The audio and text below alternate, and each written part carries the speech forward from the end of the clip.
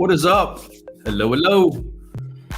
Happy Wednesday / Thursday. What's up, everybody?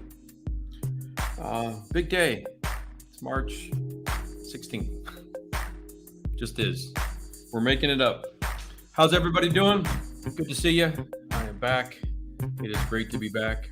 I will admit that. I get a lot of questions about how I maintain my sanity, and frankly, I appreciate doing the channel. Everything I've been going through with all the bullshit with work and stuff like that, it's great to stop, just focus on this, hang out with you guys. It's kind of what this is, kind of a virtual hangout, if you will. And we get to play with some models, be big kids. Yeah. So that said, looks like Mr. Corey Roberts is going to class. Sucks for you, man. Yeah, no, he means here. He means here for class. So Corey says, "What's up?" Get this out of the camera, slightly blocking chat. Close this one just a smidge. Turn the music down a little bit too. That's a little loud. Get it down there. Okay, sorry about that. All right, what do we got? Yeah, Larry and Corey and Jim are ready for class. Popcorn in hand. So is Dave. I got a straw all today. Trail Run RC Anthony, hello. We're going to give a little quick shout out here in the beginning of the stream to Mr. Anthony. If you guys do not know who he is, probably not, because most of you are scale model builders. He's an RC builder. Let me just adjust some minor adjustments here. I got to keep my Dom on camera up there. My new boy right there. Up there. I built a model. It's been a minute. Yeah, Mr. Trail Run RC Anthony, fantastic painter and weather of RC off-road vehicles, Jeeps, Land Cruisers, Toyota, Tacomas, SR5s, whatever you're doing, bro, you're nuts. Give him a follow. He's on Instagram under Trail Run RC. You can find him easily. I think you'll appreciate the work. It is right up our alley. He does a lot of the same processes and techniques that we do here in the scale model. And it's kind of, I'm learning about how the RC world is kind of turning into also what you guys call scale or scaling, I guess is what the term is now. So you've got the guys that do that run their cars, but those that actually finish and paint and weather an RC model to a realistic standard, similar to what we do in the static display world. So yeah, give him a love. It's some good shit going on. I'm glad I found your channel too, or your page or whatever you're doing, man. You've got a channel too, I think, right? Anywho, Dave Lacombe says, was being a bad student a prerequisite for becoming a model geek? Nah. It's probably true of a lot of us. Taco Bell is in the house. Yeah, we're rolling some vintage 70s t-shirt apparel today. Neil says, good morning from New Zealand. And then Kyle says, looking forward to some new nuggets. Yep, a lot of Kiwis, Australians. We got Nikolai all the way coming at us from Moscow. He says, how are you? I'm doing well, buddy. I hope you're doing good too. Your newest project looks fantastic. Congratulations on that. Drugo Modelism is quickly becoming a professional contributor to the magazines and the armor modeling world. Does some great stuff. You guys should check him out. Nero says, hello. How are you? How's Italy doing today? And Mike Norris, another Kiwi, is in the house. It is morning Thursday, and I'm assuming it's a nice late summer for you guys right now. Matt58 says, hello, Mike, and everyone in chat. And then, did I miss anybody above? No, John Foisey, there you are. Saw you guys. How are you, John? And then Matt58 says, also hit that like button, please. So thank you for that, as always. Dave Crease says, good evening from the UK, enjoying the last tutorial, Mike. Thank you. You're welcome. Yeah, so Patreon, there's a lot of guys in Patreon that are in stream right now. And I put up yesterday, I put up the newest Technique series video, which is dedicated for the higher up tiers on Patreon. And that covers, excuse me, it covers specific, fuck off. I just had an olive. What was I saying? Oh yeah, Patreon Technique series that went up last night on Patreon, and those are shorter, like 30-minute videos, just strictly technique. And this one was on layering up oil paints in the OPR conversation. So that was pretty cool to get that done. Helpful for a lot of people. It's one of the things I'm learning as I'm doing the coaching sessions, the one-on-ones. I'm getting a lot of feedback in terms of like, hey, how do you do this? Or I'm struggling with this, or, I'm listening to those kind of comments specifically because two things I'm doing here. If you're not familiar, if you've not heard me say this before, one of the things I'm interested in as a company, as Rinaldi Studio Press, both digitally and on print production, is to, when I move forward myself, that the teachings inside the books and the pages also update to where they're answering your questions down the road. So it's a really good way for me to kind of get a better inside information in terms of what really needs to happen. So that's part of what the technique series is for Patreon, is to really kind of elevate the game and provide a little bit more focus, a little bit more specific. Okay, when you're doing this, you want to be doing this, this, and this, so that you achieve what you're looking for on your model. And that's kind of the big difference I wanted to do with Patreon guys. So Marino says, hello, airplane day. It is. We have an airplane on stream. We got a lot of stuff to talk about today. Chris Calley says, hello, finally made his live session. Thanks for all the info. Still attending Juice Dylan Von Gran, how's it from South Africa? Probably said your name wrong, Dylan, but welcome. Good to see you. I needed some serious catch up on your videos. I will, though. Yeah, for sure. And I know I do a lot of videos. I do hear that quite a bit. Guys are like, there's a lot. There is. And they're long. They're not short. They're not 10 minutes. I don't think I've done anything under 15. I think the shortest video I've produced that wasn't just like a little spinning model was like 16 minutes. So usually I'm chatty. It's a problem. Gets me in trouble. But it also gets the information out there. So I find that it's probably better just to put the information out there and not skip anything. I do really want to make sure, in terms of like that Wizard of Oz vernacular, of pulling the curtain back so you can see everything that's going on. That's really what I'm trying to do. The heart of it is do not hide anything from you guys. Like, I've got no ego in this. I've got no bullshit. Like, I don't give a shit if you know what I do and what I don't do. I want to make sure that you understand all the brushworks, all the subtle things between the colors, what I'm doing with color theory, why I make my search list. So it is part of all that. Just give you guys the hardcore. Lou from 72. Hello, Chris. How are you, bud? This will be right up your alley. We're going to be doing some 70-second painting today. So I'm sure you'll enjoy at least. We learn a lot from Chris on Lou from 72. Does some wonderful work himself. Also give him a follow if you're not on Instagram. Pretty sure you're just on Instagram, right, Chris? I don't think you're on YouTube as well. I don't know. And if you're not on YouTube, Chris, I'd seriously give it some consideration. Chris Sieber says, hello, afternoon. Is it Sieber or Cyber, Chris? I can't remember. L scale model, another South African in the house. Wow. Really unusual locations. Can we do, we're gonna have to do a globe. I don't have a globe, but we're gonna have to do a globe one day and we should do that, was it Mosen? I think it was Mosen in Hungary, 2017, where they had the wall map. I don't know, probably most of you in chat probably never been to that, but when you walk in and register for the Mosen IPMS Hungary show in April of the spring of every year, if it still goes off in April, they had a wall map and you put a pin from where you were. And I had the joy of putting the pin.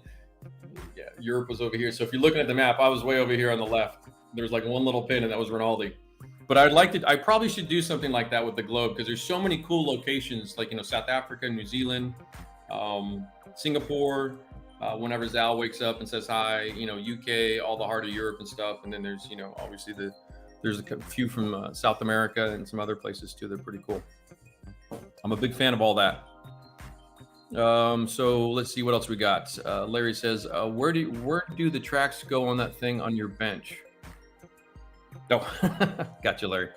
Yeah. Question, Corey says, Mike, I got a bunch of new MVP, about 62 of them are super thick, hard, shake. Have you experienced this? No, I haven't, Corey, but I would, well, we're going to do I have a ton of paint here, Corey, today. We'll go through that. We'll go through, because it is, the lovely conversation. There's always something up. I'm going to get myself in this schnizzle pie. How do I get out of this mess? What's that? There's a line in that movie, like, how do I get out of this? Oh yeah, Aliens. Our boy, rest in peace. One of my favorite actors of all time, Bill Paxton, in Aliens, when he's, I'll get out of this chicken shit outfit. You secure that shit. Hudson, is it Hudson? Was he Hudson? I forget. Italy's doing fine since I finally got an airbrush. All right, nice, Nero. That is a country on my bucket list, by the way, since I'm Italiano by blood. Roman, RC is definitely modeling. Model that move and make sound.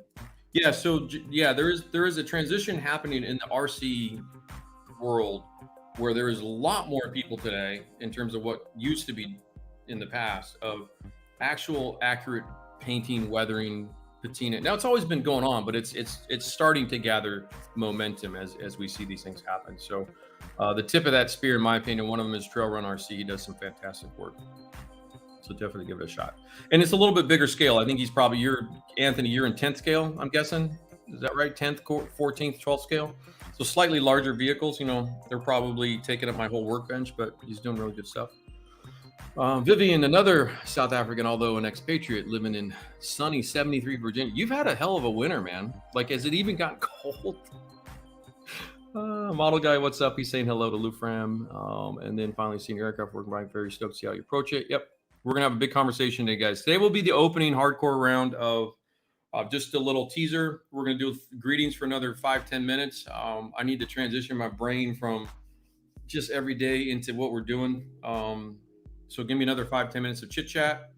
I have a stack of books. The first thing we're going to do today is I will go through a substantial amount of reference and research type material regarding aircraft painting, where we're going to head with the channel in terms of the projects. I've got what you see in front of me is my test piece, which is an ancient, well, it's ancient in my regards because I've had it for a long time myself. It's the Academy 72nd scale Tempest. I have the P61 here. We're not going to paint the P61 today, but we're going to talk a lot about what's going on with it because I got to move certain things forward with it to get to the painting stages. But we're going to do the bulk of our painting today will actually be on the belly of this guy, and I'm going to talk about what I did on the top surfaces of this. It all relates to mission models. It all relates to kind of my new point of view towards painting and weathering, particularly subject to this matter.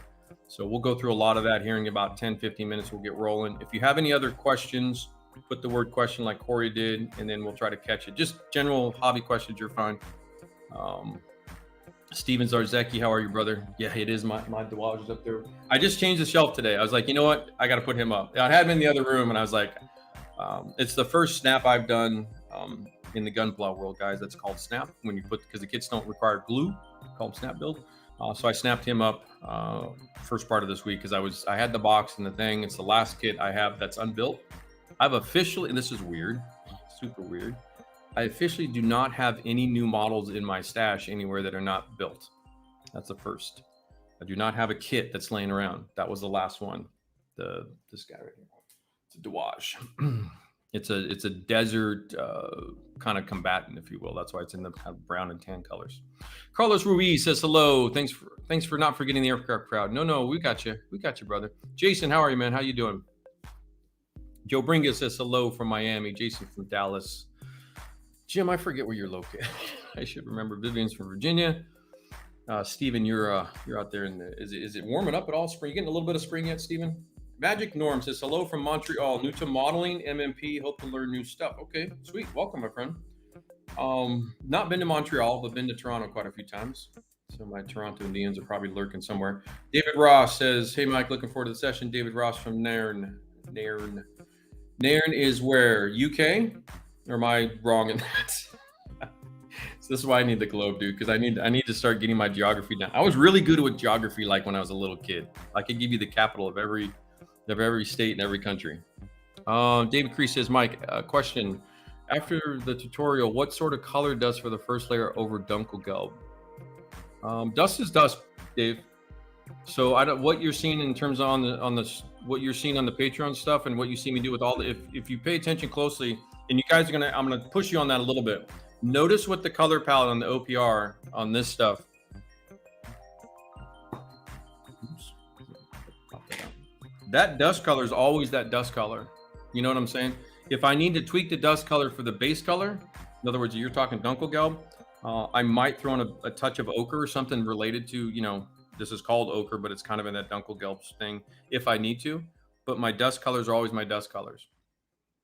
So what you're going to do is when you're dealing with a little bit of a sidebar, but a very good question, Dave, in terms of like color theory, in terms of scale modeling. If you have a base tone, if it's a baby blue, if it's a tan, if it's a yellow, an orange, red, whatever the color is, whatever your base color is, and you want to apply a dust on top of it, what you do have to be conscious of as the artist, as the tank art, the art side of the conversation, if you will, understand what contrast is about. In other words, if you're putting dust down on a color, particularly like a Dunkelgelb that's light and the dust doesn't show, or it's a desert vehicle and the dust isn't showing up, you've got to start tweaking the color. So I use blends of, I'll add a little bit of white or a little bit of light gray or a little bit of another color to give it more contrast. Usually I go lighter with my dust. Anytime you go darker with dust, you just turn it into earth tones or mud tones. So technically, I usually go lighter. And that's to build up a little contrast on the model if you want that to show up. So if you're putting it on there and it's not showing up, and you saw that in the technique stream last night, Dave, where I talk about where I darkened my dust up a little bit and it was kind of matching the green of the turret. I darkened it up even more to get more contrast into it. So it's the same thing, but go the opposite direction. So just remember, contrast is important for the artistic side of scale modeling. You're trying to impress the viewer of sorts. And so you have to get that information across. And if it's too tone on tone and too subtle, it may be missed completely. So you do have to, that's why color modulation was kind of invented in terms of what they're trying to do. It's to get a drama onto the bench. That's why Verlinden did the dry brushing back in the day. All that dry brushing for 30 years that we've been trying to undo with the white highlights, that was because he's trying to get the drama on the bench in scale on a table.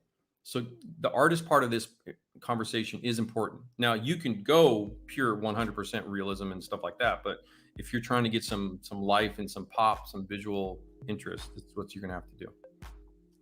So that was a long-winded answer. But it's important though, because once you kind of understand how that works and what you're trying to do with that, then it becomes a lot easier for you to maneuver the oils and the weathering and stuff like that. What's up, James Lynn? How are you?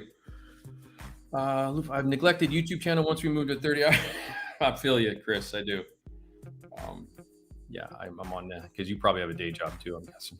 Red Beach One Studios. Hello, Robert. How are you, bud? Right before, oh yeah, St. Patty's Day tomorrow. Oh, that's right. Hello to all my Irish friends. Be drinking some beer tomorrow. Check out Top Gun for scale RC planes. These things are amazing and expensive. They have to fly scale also. Yep. That is the one. If there's a downside to RC world, aircraft or armor, it's expensive. Poly, but the raceability is still active. It's day 4. The paint reaction is hard to control. Any suggestions? Stop doing it. You know, if you, Sebastian, some of those comments are a little bit, are you chipping the same area? Because once you chip a spot and move past it, you shouldn't be re-chipping it per se. So if you're having that kind of a problem, no poly, the raceability, and the problem is if it's hard to control, you've got too much water on the brush. You're using too much of a liquid to remove it, and just use the paper towels like I show with when you go back and watch those streams, particularly with the raceability chipping on mission models. When you go back, watch the part where I'm with the brush on the paper towel and unloading that brush. Get that water out of there. You just want the bristles to be slightly wet. So you've got too much water down is the problem. That's going to be the problem. Yeah.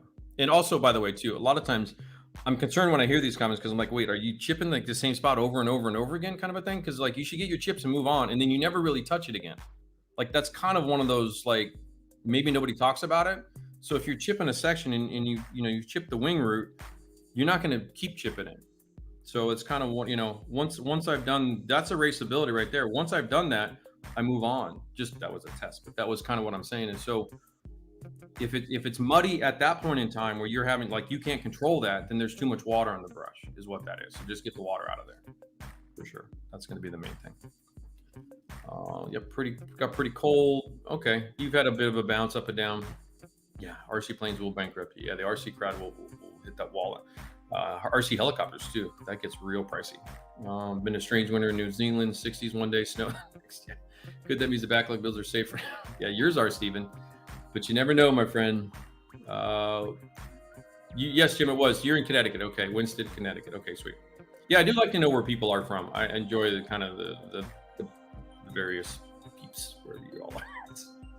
Highs 50s and 60s. Okay, that's not bad. That's a nice time frame right there, weather-wise, Steve. Greetings from Romania, Madeline. I'm gonna call you Madeline. I don't know if I say that. Flexing on the Eastern Europe. Thank you, sir. Appreciate that. European vibe, absolutely. Please do. I'm not sure I think you've been in stream before from Romania, and I mentioned this briefly one time. My original graphic design training was with 2 Romanian immigrants in the United States, Sergio and Michaela. They're from Romania. Wonderful people. Officer Mike, how are you, bud? Nice video on Patreon. Thank you, sir. Hopefully it's helpful for you guys. John Foisey says, killing Lee. Oh my gosh. That's a tongue twister. Say that 3 times fast, John. Really liked the Patreon last night. Very helpful. You're welcome, Corey. Yeah, I think it was a good video. Question about the saturated and set of color. Panzer Dan says, can the same neutral gray be used to kick down all the colors? For sure, because what that kind of does, Dan, is in the filter conversation of the general filtering conversation, um, when particularly you paint, this is more of an armor thing because they weather more intensely than aircraft.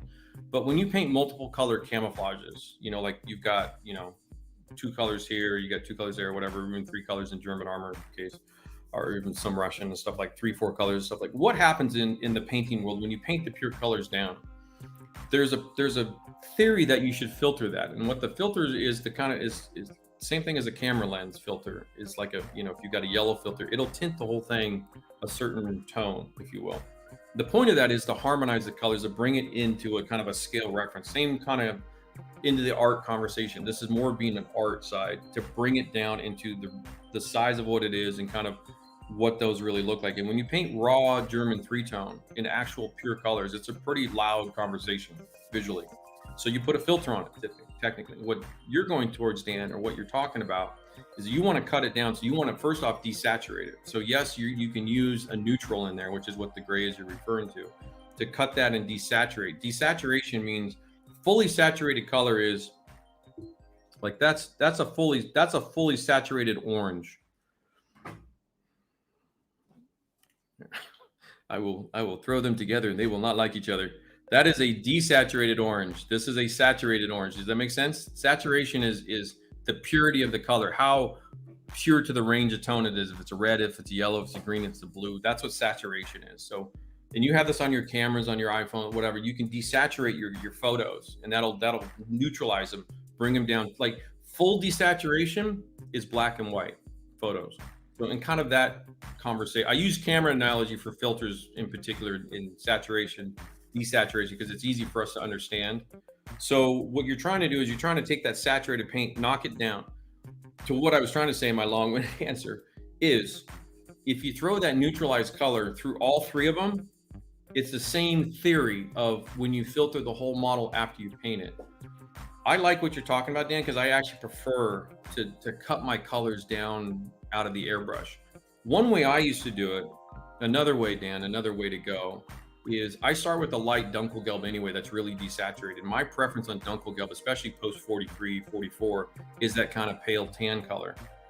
What you do is you take that color and cut your red, brown, and your green camo down with it. So all three colors have that Dunkelgelb in them, and that will also do the same thing as well. It's another twist. So you can do what you're doing, take one color, desaturate all the other colors, or you can take one of the colors that is already desaturated and desaturate the other two and kind of harmonize it. I like that better instead of painting filters on top, because now with the OPR, I do the micro filter thing, if you will. So it counteracts it, like it's a waste of time. So I'll do it all in the painting stage rather than painting pure and then filtering it down. I will do all that inside the paint itself. Hopefully that makes some sense. Oh man, that was a sideways, that was a twisty turny series of S's. Speaking of, first F1 race this weekend, boys. Question about, okay, we got you, Dan. Morning, Mike. Hello, Kyle. Also really enjoyed the list. Thank you, sir. Makes a lot of sense. Lighter tone. Phil Bonafini says, up, John. Hope you're enjoying the weather. Hello, everyone's saying hello to each other. Mike Marino says, get yourself one of the Oh, yeah, you keep saying that. I will eventually. Yeah. No, I mean, I haven't had time to really jump onto another one, if you will. Another subject matter. We've got aircraft. I've got some Gundams to get through, and I'll eventually get to some RC stuff for sure. There he is. There's our boy Zal in Singapore. How are you, sir? Hope you're well. Let's see. Phil's in Bridgeport, Connecticut as well. John's at work. You guys are just saying hello. Okay, I'm just catching up, and then we'll jump onto this. Two hands. What's up, Jeffrey? How are you, man? How's New York? Nice to hear that. Yep. I do want to visit Eastern Europe quite a bit, Madeline. I'd like to get over there. My printer's over there in Eastern Europe, and there's, outside of the issues right now, what's going on in the world. I would like to travel through a lot of that part of it. I've been to Croatia. I've been to Zagreb. I would like to go to the coast. That kind of northeastern part of the Med up in there, Slovenia, Croatia, stuff like that. Really beautiful part of the world, for sure. Would definitely like to travel. Like to go more through Hungary as well, and Austria and places, Eastern Austria, through Poland and stuff. Places I've never been that I need to get to.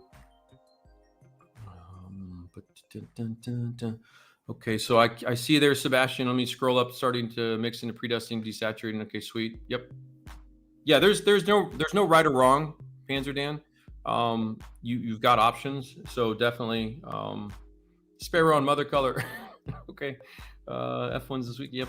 Sebastian. So the effect I get looks exactly like the back of the crumble turn. Okay, good. And that's what the erasability is. It's a different visual chipping process to what you see than the hairspray chipping. You will get a different end result. And that is part of what I think is its power. Now you can add the hairspray into that conversation and get a hairspray type chipping. So it's a flexible paint when you get to terms with how you use it, and so to speak. But most of the time, when I hear the term muddy, you've got too much of a liquid. So when you've got oil paint rendering and your colors are muddy, when you've got chipping and your chipping is muddy, when you guys say muddy, not my favorite word, but when you say it's like when girls don't like the word moist, like I don't like the word muddy. It just, what you're describing is it looks like shit. Like it's not coming out well. That's the layman's terms. The reason is 95% of the time, you've got too much of whatever chemical you're using on the brush, whether it's water, whether it's a thinner for oil paints or even enamels. You got too much thinner, and it's just and that's so it's and I will continue this conversation always with you guys, is showing you with the paper towels, with the brushes, and unloading those liquids out of there. Control and precision, all that happens through the unloading. That's what the entirety of the video last night I put up on Patreon was, to illustrate that at like an intense level, so that you boys clicks up here. I hope it's working, but that's what it's going to be. Christian Jacobs, hello. All my aircraft dudes are coming in. I love it. Okay, we'll get rolling here in 1 minute. Yeah, bring back the V12s. I'm fine with that. McLaren posted some testing clips. Yep. So we start, I think they actually, if they're not already there, well, they are, it's all in Bahrain. They're already there. So I think, nothing really goes off until Friday. We won't see anything until Friday. This is all the testing stuff. It's all smoke and mirrors for now. Second cousin Jim lives in Florence as a graphic designer printer. Nice. I'd like to live in Florence. It's another place. Greg mixes. Buenos. You are tardy. Greg, how are you, sir? Hope you're well. What else we got? Good afternoon, G. How is Pasadena doing? My friends in Pasadena and Los Angeles. John Foisey, yours is at 1,500 for that. So that's probably cheap end too, John, on that KV. Even though for RC that gets it, for tanks that's pretty expensive. In that scale, you're 16th, right? Because I know when you get into 6 scale, that's a whole nother. That's a small car conversation. Okay. Any other questions before we get going? Greetings, everybody. Salutations. Right on. Right on. Right on. All right. Let me get some stuff. All right. Oh. I have a pretty solid library of aircraft. And I think I mentioned this before. This is a little bit of, it's one of those sessions today I have to take a step back to move forward with you guys. And the reason I say that is because with this guy here, what we're doing here, are we okay? Let's get this light open. Sorry. Hold on. Do your chores, hit that like button, please subscribe, all that fun stuff.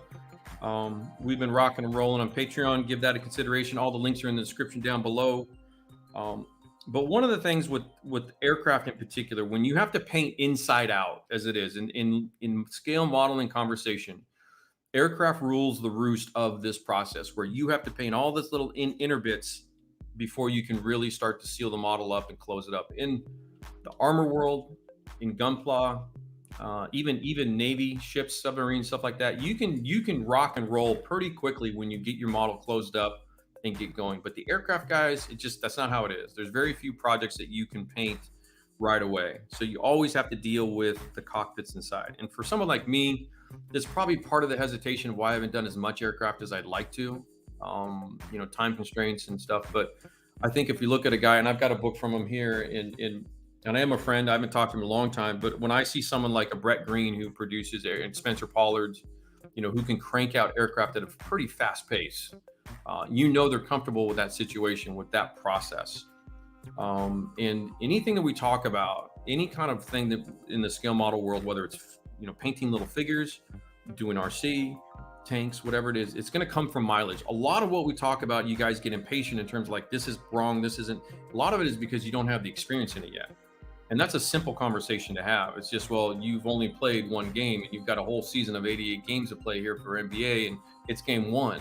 It's that conversation. And that's what it is with aircraft in particular. For me, I haven't done a lot of it lately. I've been doing a lot of other things as my shelves are full of robots and tanks and stuff like that. So I'm gonna have to take a step back a little bit. And one is I have to get all this done. Second to that point is this is a shitty cockpit. This is the easy kit, whatever they call this. It's the Hobby Boss Easy. The cockpit's terrible. And the reason I chose it is so that I can get to the outside fast. Well, I still have to get through all the cockpit. So what I'm going to do is I'm going to get the cockpit painted out. We did a bunch of the kind of the bulk painting and stuff in the previous aircraft episode. I didn't get much further on that. I haven't really. I showed you some oils and some other little things on that. I haven't done anything since. It's been sitting there, and I have to. Where's the one I sanded? Was it that dude? Yeah, I have to do some modifications to the surfaces here. I have to clean up all the intakes and get them into a scale thickness conversation before I can actually start spray painting the outside. And then I have to close it all up. I have to get some seams filled and some gaps filled to do all this layman stuff that I think for a live stream, I'll show a little bit of it, but I don't think anybody here, including myself, is going to be like, yeah, this is what I want to see. This is what I want to do. I have to kind of pick and choose. So on this particular project, because the cockpit is shitty, there's no point for me to go to the tits on this thing because it's just a super basic for the kids conversation. It's not a high-end cockpit. We will get to that. Don't get me wrong. I have some nice Edward kits. I have some excellent stuff coming, including probably some Tamiya kits and some other stuff where we can do some heavy-duty cockpit painting. This isn't the one. This was kind of like I do with a lot of my work you guys are familiar with. I'll transition slowly for you. Part of that is for me as well, because if I go too fast, like you do in a lot of things in life, I'm going to trip and fall flat on my face, and it's not going to be good for anybody. So we're going to sidestep that. So what I'm doing today is I have a test piece. So we're going to do some airbrushing and stuff as far as the bulk of the painting and stuff today on a test piece first to show you what I want to do, how I want to do it, get myself warmed up. So when I get this done here in another week or so, we'll do a little bit more on the cockpit, and we'll continue with the aircraft on a regular basis. Again, I've got most of the two main armor projects far enough along that they're going to be off to the side now. So this will be a main project on the stream. And then we're going to get into assembly, the bulk assembly type stuff, closing it up. And then we'll get into the heavy duty painting. Probably, I'm guessing it's maybe 2 to 3 weeks away before we really get to the two-tone olive drab over neutral gray. That'll be the scheme. I haven't determined. I do have decal sheets. I haven't picked the final decal sheets yet, but it might be a European bird. These flew in Europe quite a bit in the OD. So that'll be kind of where we're going with the P61. But because aircraft moves at a certain process that you can't really skip, because I can't close this up and then hope I can get the cockpit in later. That's not going to happen. So but anyway, that's what we're going to be doing. So to that conversation, we'll get these out of the way because I need some desk space for what happens next. All right, we're going to pull in the heavy duty books. We're going to do a little bit of probably 20, 30 minutes. It's good stuff. I've got some really nice stuff here to show you. A lot of you probably don't have this material, so it's going to be maybe new or fresh. You know me, I will flex on the reference material. That is, I don't have any problems because I've collected this stuff over 20 years. Some of this you may have, some of this you may have seen. And there's other newer stuff too. I don't have a ton of the newest printing stuff. Let me just show you. Got a massive stack of books here we're going to go through. We're going to spend a little bit of time because I need to build the foundation for you guys. So when you go back and watch this part of the video, you're gonna have kind of the reference point for that. Speaking of the bread, let's do some hobby magazine first. I have a bunch of stuff. I don't know if we'll get through all the books, but I'm going to kind of flip through these quickly.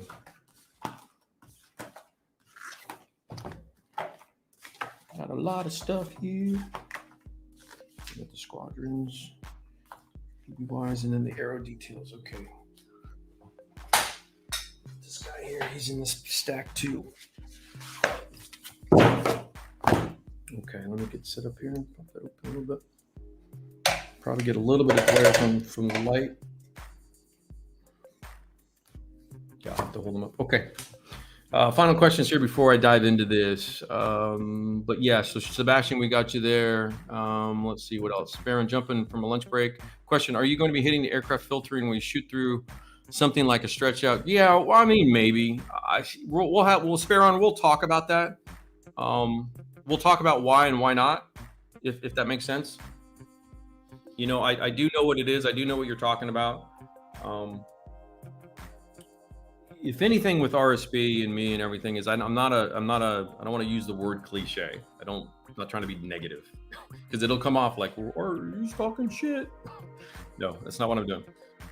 But it is, I'm judging things on merit. I'm judging techniques and stuff on their ability to replicate what we're doing. And some of this, what I'll show you here is applicable for sure. And that's usually how I tackle stuff. If there is a process that is valid, that gives you a result that is valid to that particular subject matter, whether it is aircraft or armor, whatever it is, and then technically yes. So, or I will try it at least at some point in time. It is Greg Mix. It's the Hobby Boss. It's the Easy Kit, 1/72nd scale. The Dragon Kit's pretty old and pretty rough. The Hobby Boss is actually pretty nice. It's just simplified on the inside. It's designed for a younger model builder, so it doesn't have the hyper detail, but the surface detail, the scribing, the panel lines, the detail here, it's a good reference for that, and it's a good testing starting point model. They're like $25, pretty cheap. Dave Farrell says, evening, I'm armor modeler and don't know 6 aircraft to do my about watching keenly. Yeah, so we're gonna start with this. Ooh, we got some spam, boys. She's wait, Naked HD XYZ. All right, if you say so. Block the user. There you go. Bye bye.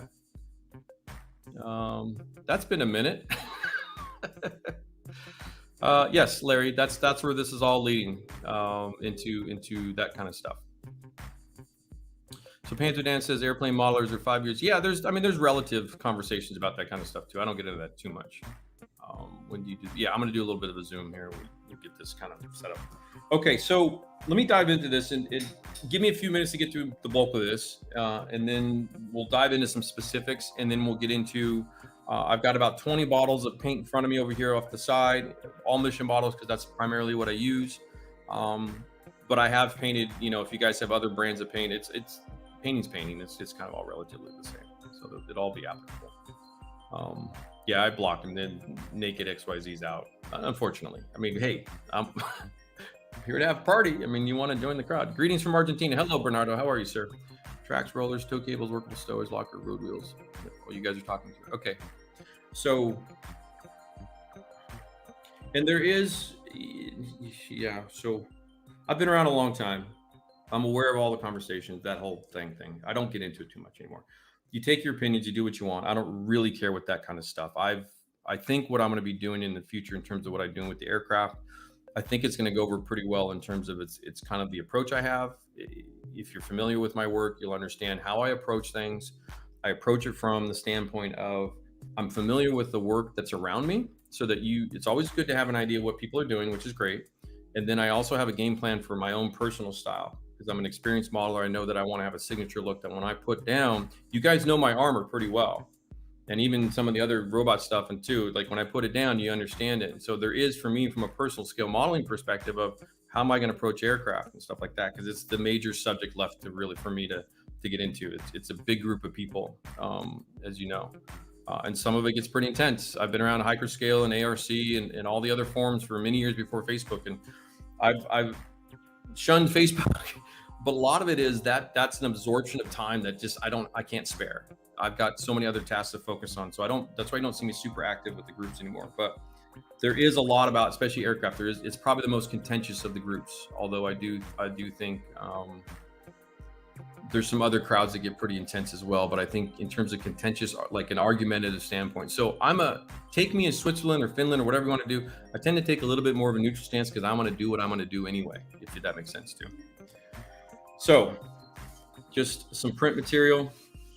So let's look at author material first. Some of these you may have seen, some of you may not have seen. These are pieces I picked up over time, but they showcase kind of the variations of style and design of, this kind of stuff. And a lot of you guys out there that are hardcore aircraft guys, you're gonna be familiar with this. This is a popular way to do things where you go super detailing, do all these kind of resin cockpits. You get into all this.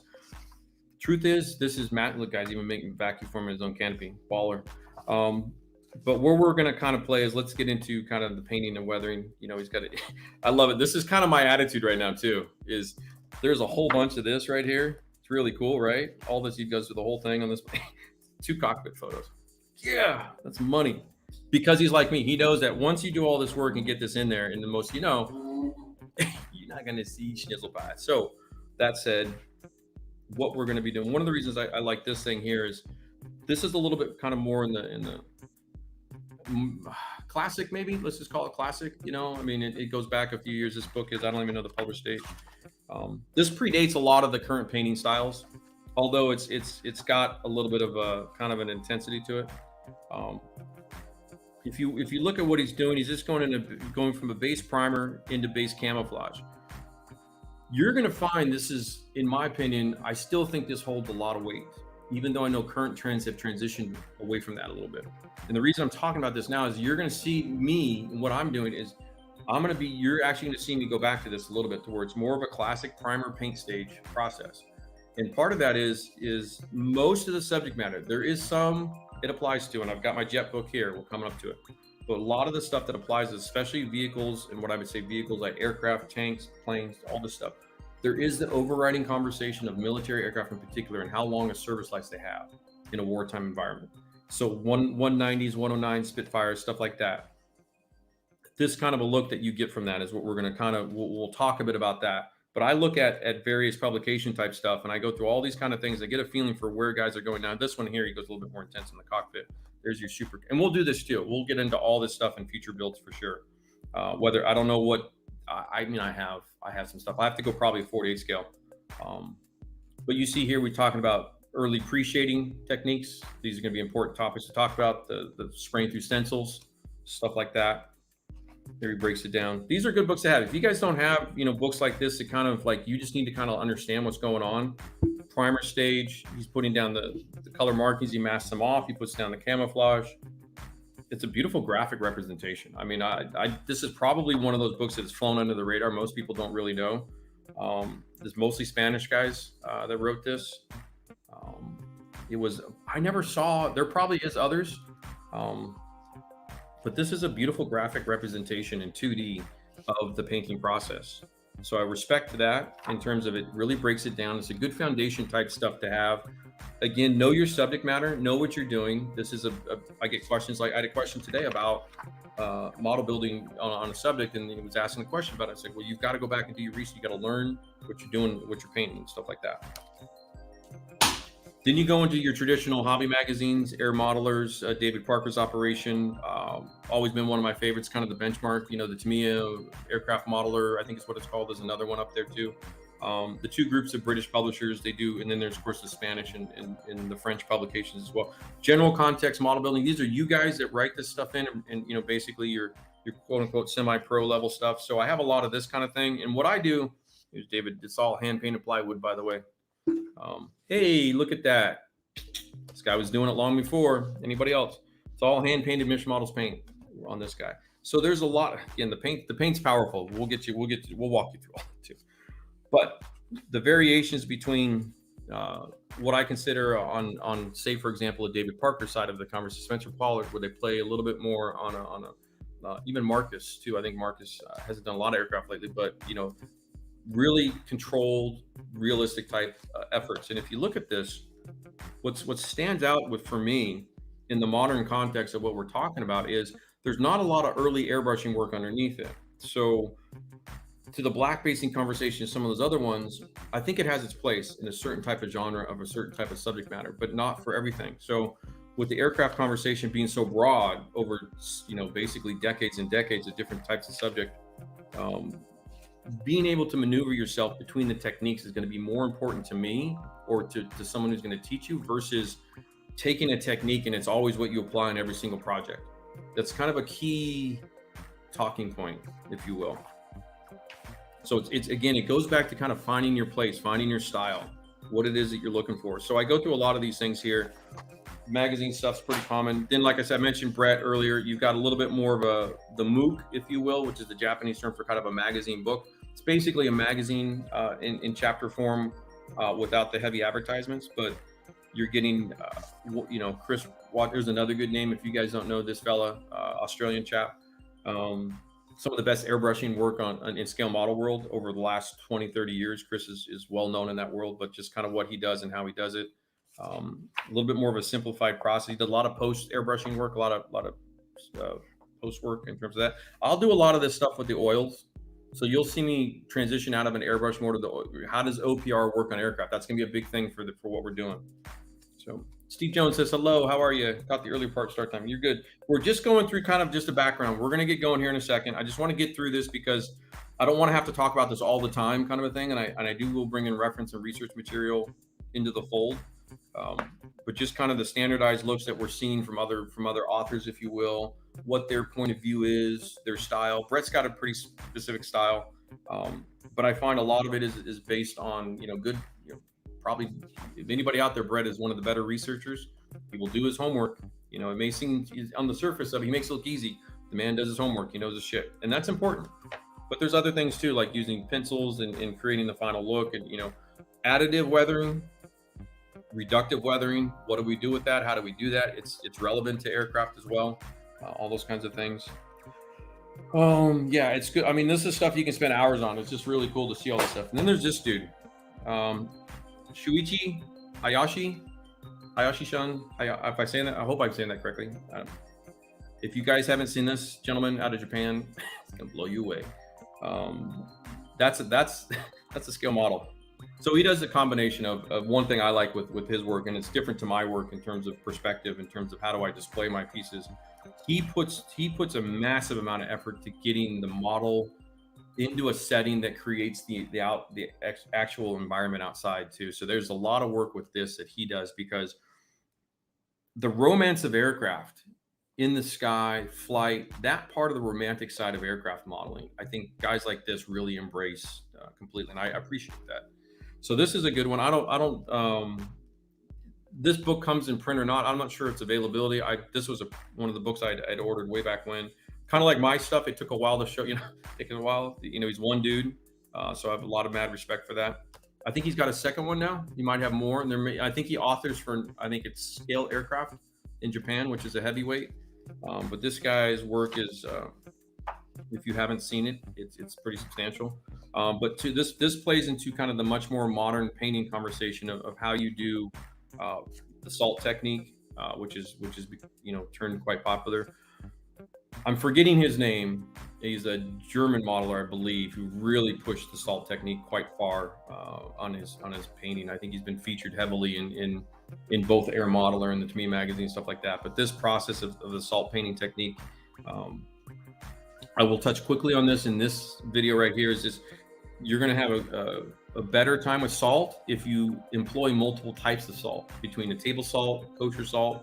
Don't be afraid to mix your salts, just like I mix the paints. If you're looking for next level, one of the things that you're going to see from this type of process is the various sizes of the various salt grains will give you differences. If you have just one type of salt down, you're going to get one type of look. So if you're doing this kind of a thing, that's a little pro tip for you. So he does a lot of this kind of stuff, and these are the kind of books that are worth studying to a high end.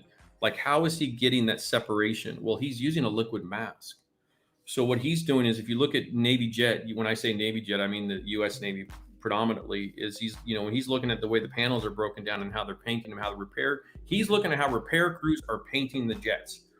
That's to the heart of weathering. That's to the heart of all of this. Take the time, gentlemen, to do that, because that's how you get this kind of look. Is he's taken all this time to get in here and really put layers and layers and layers on to get this end result. And that's something you're going to see me. The reason, and so let me kind of circle that back around. The reason you won't see a ton of early low-level airbrush work in terms of, and we'll do some black basing for sure. Don't worry about that. We will. But the reason I don't do it as a predominant technique for my style is because I know post-painting, there's a lot of stuff I'm going to be doing similar to how you see me do all my other work.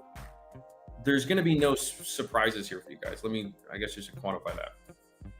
If I shift from SM03 to SM04 to SM05 and then into SM06, the techniques, the palettes, the brushes, the airbrushes, the paints, those are all the same. And I just maneuver them to kind of get the end result. Aircraft has a slightly different look than the rest of them, but I'm going to maneuver my products to do what I want them to do. I'm not going to be interjecting all this new shit into my work that is like you've never seen me do before. So just to get that concept through, to cut through, I'm not concerned that there's 5 other techniques out there now. Like, that doesn't bother me per se. And I'm not like, oh shit, I got to learn all that. I like what I see. Don't get me wrong. I actually love what I see. But in terms of like what I'm trying to do, so trying to delineate that as a model builder and going through all this stuff here, that's why I'm having this part of the video to discuss this, because I just want to showcase some of the things that are out there and where we're going to go with this and all that kind of stuff. Daniel's another great one, Kyle. Yeah, Daniel is head of AK Interactive's entire aircraft publishing division. So yeah, so different size salt particles give you the different granules of the effect. But see, this is early painting. He's got 4 or 5 more layers to do on that.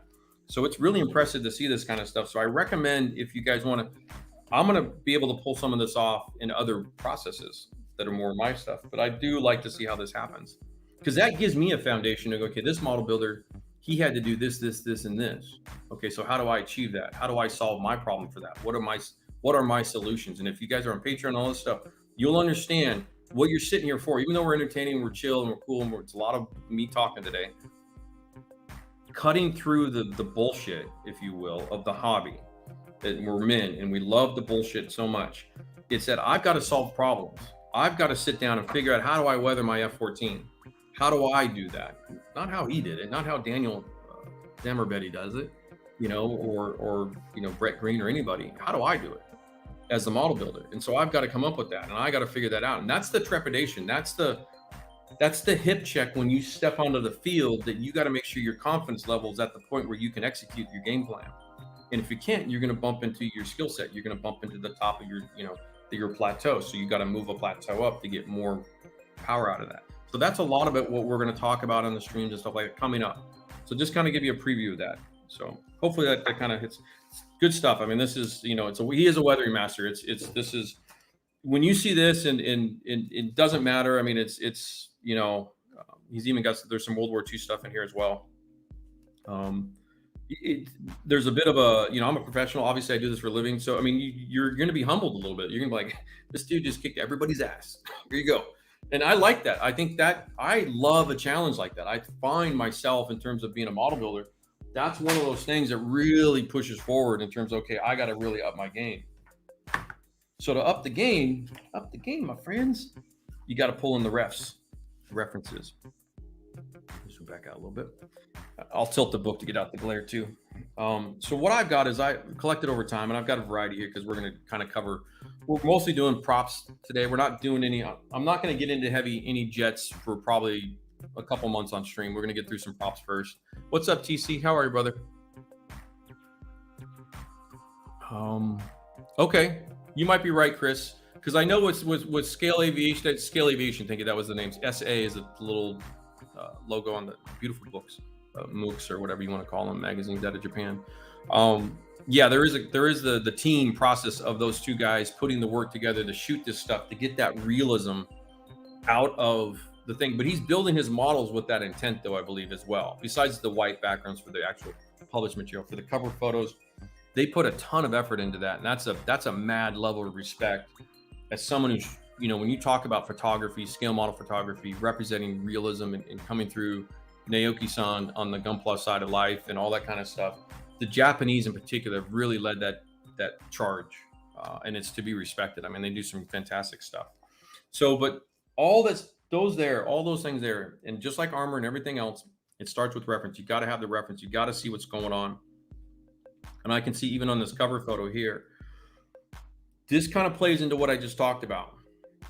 And I know stylized and cliches and trends and all that stuff play into this, but when you look at these things, and this is the end of war, you know, abandoned. This is probably 1945 summertime. You know, these things have not flown for a while. Obviously, they're all either wrecks or whatever. But you know, what I'm looking at for this is, I'm looking at the discoloration. I'm looking at panel lines.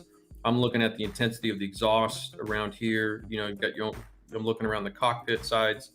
I'm looking at the actual kind of, is there indications of dirt and grime in terms of like the armor side of life of what was the airfields like? You know, how dirty were the birds getting? That kind of conversation. I'm looking at discolorations along this. So even just a cover photo of a book like this is just,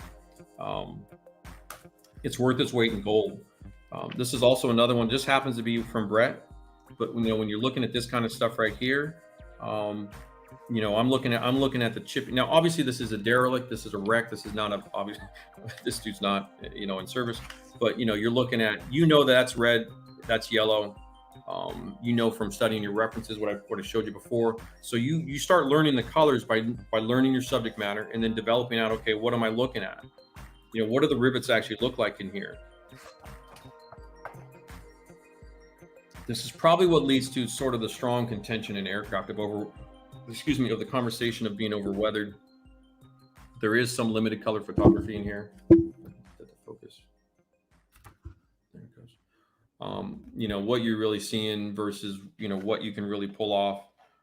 So I think there's a lot of, there's a heavy conversation, and I know Chris in particular, you know, the artistic side of this is something we all embrace quite, you know, to create a style, create a personal style.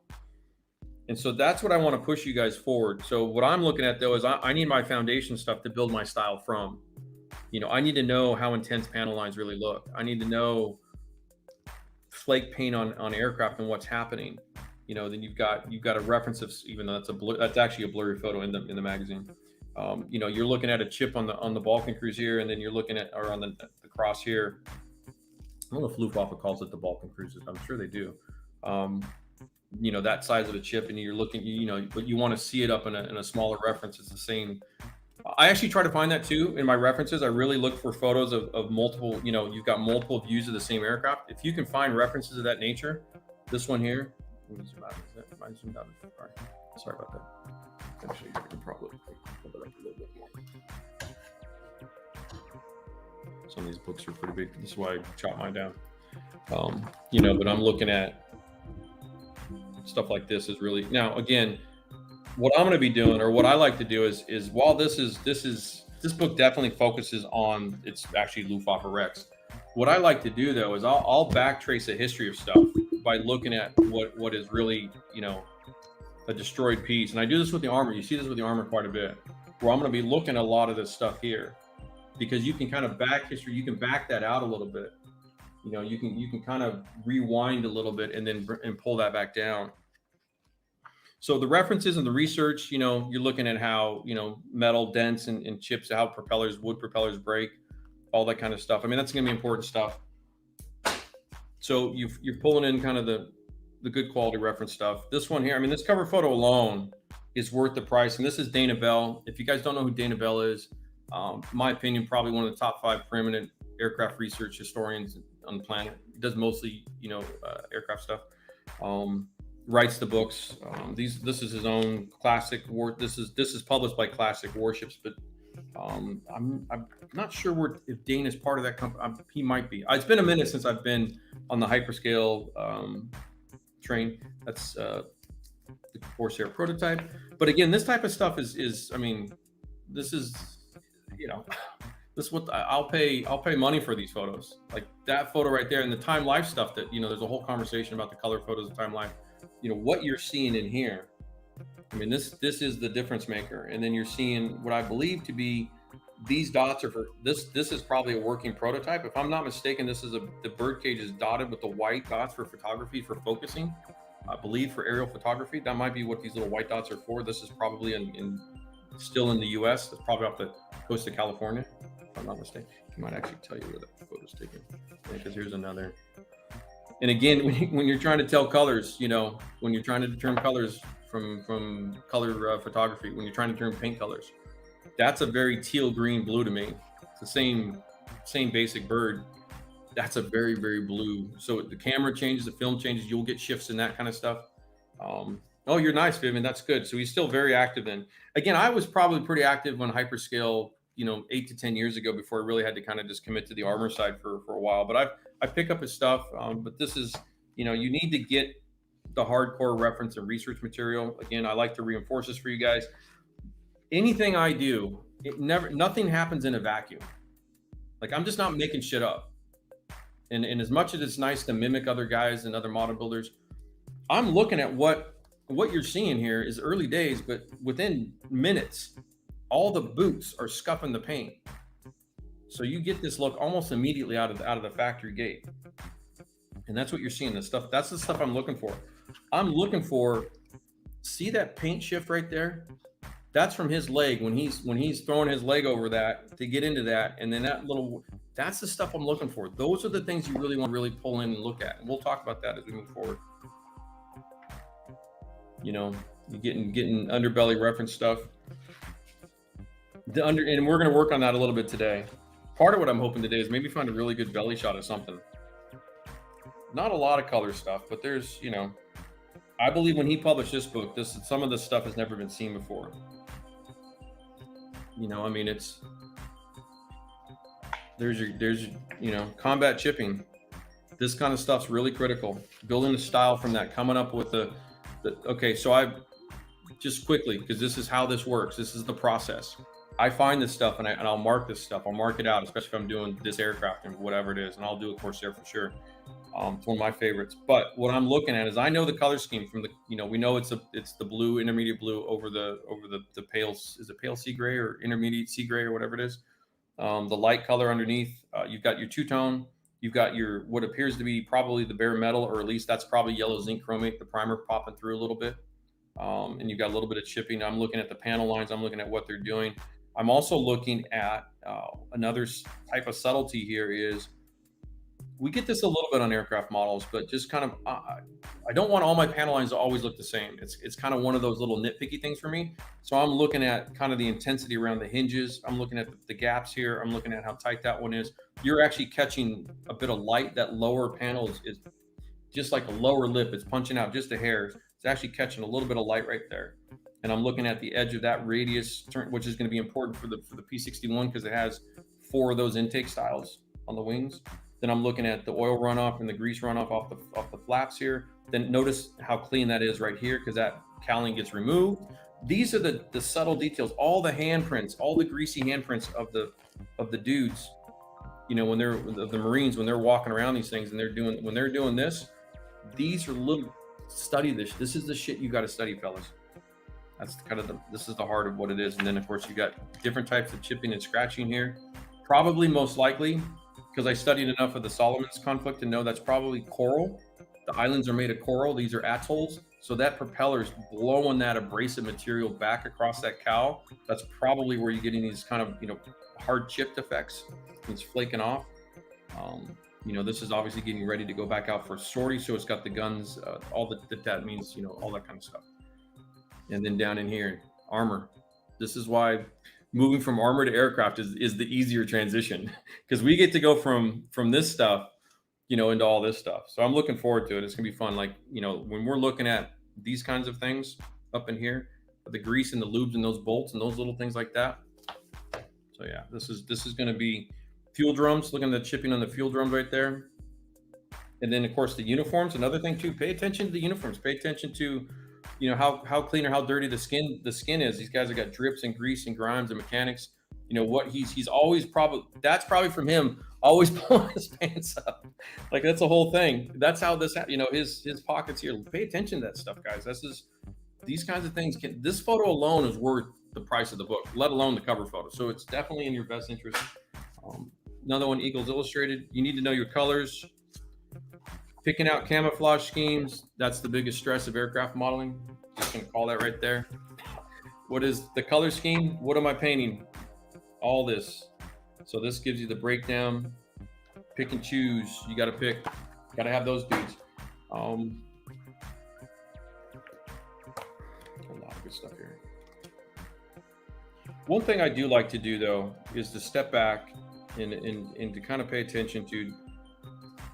I really try to look at like the panel lining and stuff like that. It's a big deal in aircraft, so I'm studying this kind of stuff. We're kind of hustle here and move forward. I pulled a bunch of books out. I didn't know what I was going to really show more than, you know, again, I've got quite a bit of German stuff because it's obviously the more popular of everything. These are always, you got to have this kind of stuff.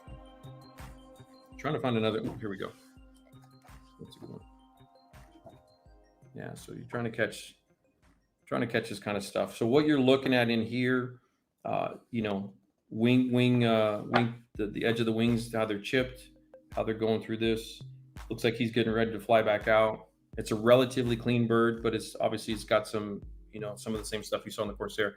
So these are the kind of photos when these are like, see that strap hanging off the side, look for those kind of details. You're looking at the subtle edge chipping of the wear and tear in the paint. Let's see. And then we got these guys here. Aero details. So like the Octoon Panzer we have in the armor, this is another level. Again, the Japanese publishers really put a lot of money and effort into producing this kind of stuff. It's just full of detail shots. And again, be careful with museum pieces like in armor, same thing if they're restored or unrestored. I try to find the most, I was lucky enough to see the aircraft museum in Finland and Croatia on a European trip a few years ago, and I got some pictures of unrestored birds from World War II. But you do have to pay attention to kind of, you don't see a lot of the panel lines half the time, so just be careful with a lot of that stuff. Although, well, we'll talk about this too, because I brought this up a little bit. I'm running a little bit late. Brought this up a little bit in the armor world. When you have panel gaps on an armor model tank, what you get is a bit of realism in the sense that if two armor plates are bolted together on a tank or whatever, welded up, in a scale model, that translates pretty easily. It does translate effectively, if you will. When you get to aircraft, because the way the manufacturers mold the aircraft models themselves, and it's obviously hard and it's difficult, and we're limited in the technology. But when I love it when I do that. All right, hold on. The book wants to flop close. That's why I put the lay flat binding in my big ones. Okay, so what I'm talking about is the surface detailing, and then this is Academy 70-second scale. This is actually pretty nice. There's way worse. We can talk about old Airfix or Matchbox kits, but that thickness of that panel line and its relationship to how much is going to be weathered, and we'll do the zoom. We'll get into this much in tighter detail. One of the things I was doing as I'm looking at stuff like this. Now, this is a clean museum piece. Don't get me wrong, but what I'm talking about is the gaps, the various gaps of the various panels and how strong they are. On an aircraft kit, probably more than any other type of model, even though Gunpla has the same with the scribing lines and all that kind of stuff, the scribe panel lines of the mold itself create kind of a falsity. It's a non-truth, if you will, of sorts. And so we what happens is, probably more than any other genre, is we get a highly stylized version of what's really happening, which I think is the core root of the contentiousness that we see within a weathered versus a non-weathered aircraft modeling type conversation, if you will. I'm not interested in who's right or who's wrong. I'm just interested in solving kind of what's the problem I'm faced with and how do I execute my game plan to get there. So I try to leave the ego part of it out a little bit. But what happens is we have to deal with this because these are scribed lines on the surface. And we often talk about that, or the reviewers, if you will, the guys that come through and really say, hey, this is what we're talking about, looking like new Edward molding and stuff, the detail and the crispness and sharp. You're looking for precision and scale, because the truth is some of these get pretty tight. So it's, that gap of that panel. Now, again, it's clean. I understand that. I don't even know if you can see that, but that riveted panel line gap, like, it's almost invisible. And so you're going to go through those conversations a little bit. And what I'm saying this is important is because if you start going deep on all the, the hardcore weathering, paneling the whole thing, it creates a very stylized look, but you start to branch from maybe other types of presentation, meaning more realism and stuff like that. It's not bad or good. Don't get me wrong. Don't miss, again, I'm not trying to, I'm toeing the line. I'm not trying to piss anybody off, but cockpits are a little bit more straightforward. So there is that conversation. It is kind of like I would love to see Lufram maybe on one of your projects pull back a little bit and see what happens if you go more overall and see if that shifts anything for you. And then maybe pull out the focus of certain spots like around the exhaust and intensify things even more than you already do. And then try to make maybe other stuff disappear almost and challenge yourself and stuff like that, because you're experienced enough to go through that. Question, Arnell says, so would you have to adjust the paint tint hue to affect the building? Yes, you technically should be changing your kind of quantitative focus of painting between the scales. More so in the tone of it, the value of the color versus kind of the opacity. I think one misconception is the paint has to be translucent of sorts when you get down to smaller scales. What I prefer to take on is you can go more desaturated on your tonal values, if you will. In other words, crank those down a little bit to pull that in. And that's what you see with the experience models. You'll see them do that naturally, that their intensity of their color on a smaller model is way reduced, because on the bigger 30-second scale, that dissipates over. It's just like, it's like the paint chip in your wall color. When you put the paint chip, you're like, holy shit, and you put it on the wall, it like disappears. So it's all that. So these are all great stuff here. I think we should probably get some paint going now. It's a really deep, long-winded conversation that's going to continue on. Knowing your aircraft, different aircraft have different visuals. Again, museum piece, gloss warbirds. Be real careful with glossy warbirds too, by the way, and polished chrome, natural metal birds. I'd really just mostly focus on kind of structural details and stuff like that versus actual paint wear and tear, in terms, if that's your goal for paint and weathering. Look at more like that stuff. You're going to get some of the primer colors and stuff like that, but how a gloss paint wears and tears, a modern civilian gloss paint, if you will, versus military gloss. These are all big deals. Kind of looking for a money shot though, kind of the belly of one of these things. I thought I must not have pulled I have a Spitfire air detail. I don't know what I did with it. And then we'll get to one more round of books here. Hellcats. Looking for something kind of, maybe looking for a good belly shot. They're the hardest to find. The underbellies of the birds. What else? And I should just mention for completeness, if you're looking for resource, detail and scale, I think everything is a PDF now, by the way, on these guys. Detail and scale, Bert Kinsey's outfit. He was a very, very popular author in that group. Squadron publications. These Squadron Signal kind of goes back a little ways. These are really good value publications. In other words, these are, if you find these, you can find these for $5, $10, $15, really good price value on these, and you get a lot of information, a lot of very relevant. If you're looking to get started and you don't have a lot of money to spend on, because those Japanese and some of those other ones are 150, 200. I mean, some of those get pretty pricey because they're out of print, but they're 50, 60 new, and now they're 100, 150. So Squadron Signal's always been, I don't know if they're still in publication services, because I know Squadron's gone, right? Look at David Doyle, another U.S. publisher. History and Collections out of France. They have a lot of reference books too, and I'm sure there's quite a few Spanish publishers. AKs, Ammos, those guys also have some stuff too. But in terms of like a good value, like if you're on a budget, these Squadron Signals books are always really, really good. Good detail. You may not get the color shots, but you've got, you want to know, texture, do your gun barrels properly, stuff like that. I mean, you're going to have a lot of this stuff. There's a little bit of belly shot, a little bit. That's a clean bird though. Oftentimes they even put a little bit of the kits and the scale models in here. Yeah, they even got some scale model, real basic stuff. Yeah.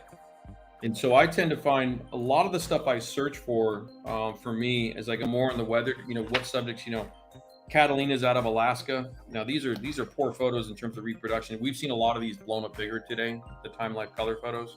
But they're priceless in terms of, I'm looking across the wings of that kind of stuff or whatever. I'm just trying to find, I'm not seeing what I'm looking for. Walk arounds. This series here is also another really good one. These are a little bit more focused in terms of the actual details moving through. It's actually a good one if you're into the modern jets, in terms of European jets, and when they sit outside in museums and stuff. I mean, there's a lot of conversation about what you can do with this, where things are going. Material weathering, aircraft's a little bit trickier. The Russian jets do use some steels and stuff on certain birds, but knowing what's going on, to get the certain looks of, playing with your colors of your panel lines. We'll get into that too. Different reasons. Trying to find, there's your Russian cockpit colors. I think I got this book when the Edward kits started to come out. I was like, oh shit. This is a really good photo too, because again, to the panel line, you're getting a really good look at it from a distance, what you're going to see, what you're not seeing. Like, I want to replicate that difference between those two. So that's something to focus for the future. These are good books for that.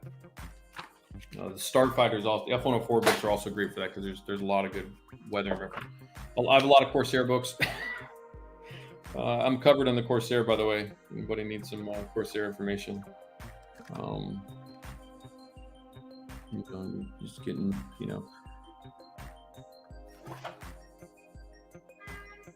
just reading the caption really quick. Crash landed. So I'm trying to think if this, so I guess what I'm concerned about is at what point in time from the crash landing is this photo taken? Sometimes if this is a relatively recent, you're going to get a, now this is a really poor photo, so it's tough. The grain itself is going to, and the exposure is going to cause a lot of problems. I'm kind of looking at the wear and tear of what might be happening on a bird coming back from a combat sortie, because that's going to be your most intense weathering scenario. You know, is the kind of the return in the rearming that happens, you know, in a multiple sortie. You know, I'm looking all that kind of stuff. So I'll pair photos like this. You can see the red was repainted with the blue. They've taken all the red out. That was the thing then 43, I think that happened. You know, where they took the red and they started to overpaint them. That's what you're seeing there. All right, boys. That was a lot. Sorry. The reference conversation is important. I mean, I don't want to de-emphasize it. I don't want to pussyfoot around it. You know, I don't want to. I think it's important to have these conversations on occasion. I know it's kind of not the sexiest of topics. I'll put these dudes over here too. I was picking up these on eBay for like 10 to 15 bucks back in the day. They're like my SM books. If you're wondering kind of where the size comes from, I get a lot of ideas from the size of Japanese publishers. Kind of a smaller book, if you will, which is super focused. You're getting all your color schemes. There's some good stuff in here. Japanese weathering too is another great resource. Is to, you know, really study up on the Japanese aircraft painting and weathering. If you just want to see how it happens, you don't have to. I mean, this isn't going to be obviously pertinent to everything, but if you just want to see how paint comes off an airplane, an aluminum airplane, Japanese weathering is going to be, Japanese World War II weathering is going to be a good one to study. But you have to be careful as well, because a lot of photos of Japanese warplanes are often wrecks on the islands after they capture the islands. So you do have to be a little bit careful with that. Just be aware of that. You know, this is a museum piece, so this thing's been leaking all. That's not. It's been sitting in that little happy stand for a while, so that's all that stuff's leaking back out. You know, but you're really, you know, this is the kind of photo you're really studying, kind of an abrasive wear and tear. So this is why the Mission Models paints, I think, will have an effective product lineage in this conversation of kind of the sanded off wear and tear. And you need, to the technical side of this, you're going to need a paint that has a grain in it that allows you to kind of pull this stuff off at a really thin level, so that the scale of the thickness of the paint, you pull that off. Like, you actually are successful with it. That's one of the reasons I was really interested in what Mission was doing with an organic pigment. It's a much finer grain of pigment than the plastic polymers and all those kind of things used in most hobby paints. So we were able to achieve a lot of this different look of this really subtle sanded kind of look in here, you know. And then what happens again through what I'm looking at is just kind of, there's a lot of imperfections in there. It's really hard to capture this in you know, in small scale, but you know, this kind of paint wear and tear we can do, you know. So yeah, these are the references to reinforce the core of everything, and to Gunpla, my boys in Gunpla and all that kind of stuff. Aircraft's another great element for you to study if you want to look at large volume surface wear and tear. I mean, this kind of that could be the leg of a Zaku, you know, kind of a thing, or a Dom or something like that. I mean, you've got a lot of opportunities to kind of look at, because they're the one group, the science fiction guys don't have a lot of this kind of love, but you know, the guys at ILM and stuff like that study this stuff as well, to do the chipping and weathering on their various letter fighters, dash wing fighters. Just trying to see if I've got maybe a decent money shot of a, you know, that's exceptional. The colored variations right here, you know, when we're talking about this kind of stuff, I mean, these are exceptional photos to really dive into. Pull this at, you know, even if you're not doing this, that could be a Lightning. I think I've got a P38 book in here, which is, I think I pulled the P30. I've got a Tempest and a P. Oh, I do. Okay, cool. I do have one Tempest book, so maybe we got some shots in here. But these kind of photos here. So this is, if I'm looking at, you know, upper surface olive drab weathering, this is a captured, repainted by the U.S. Army, but just what I'm looking at, the drips and dribbles and all this kind of, you see me doing this on the armor all the time. There's your speckling right there. Can't wait. The wear and tear, the way the paint's faded off through here, variations through here.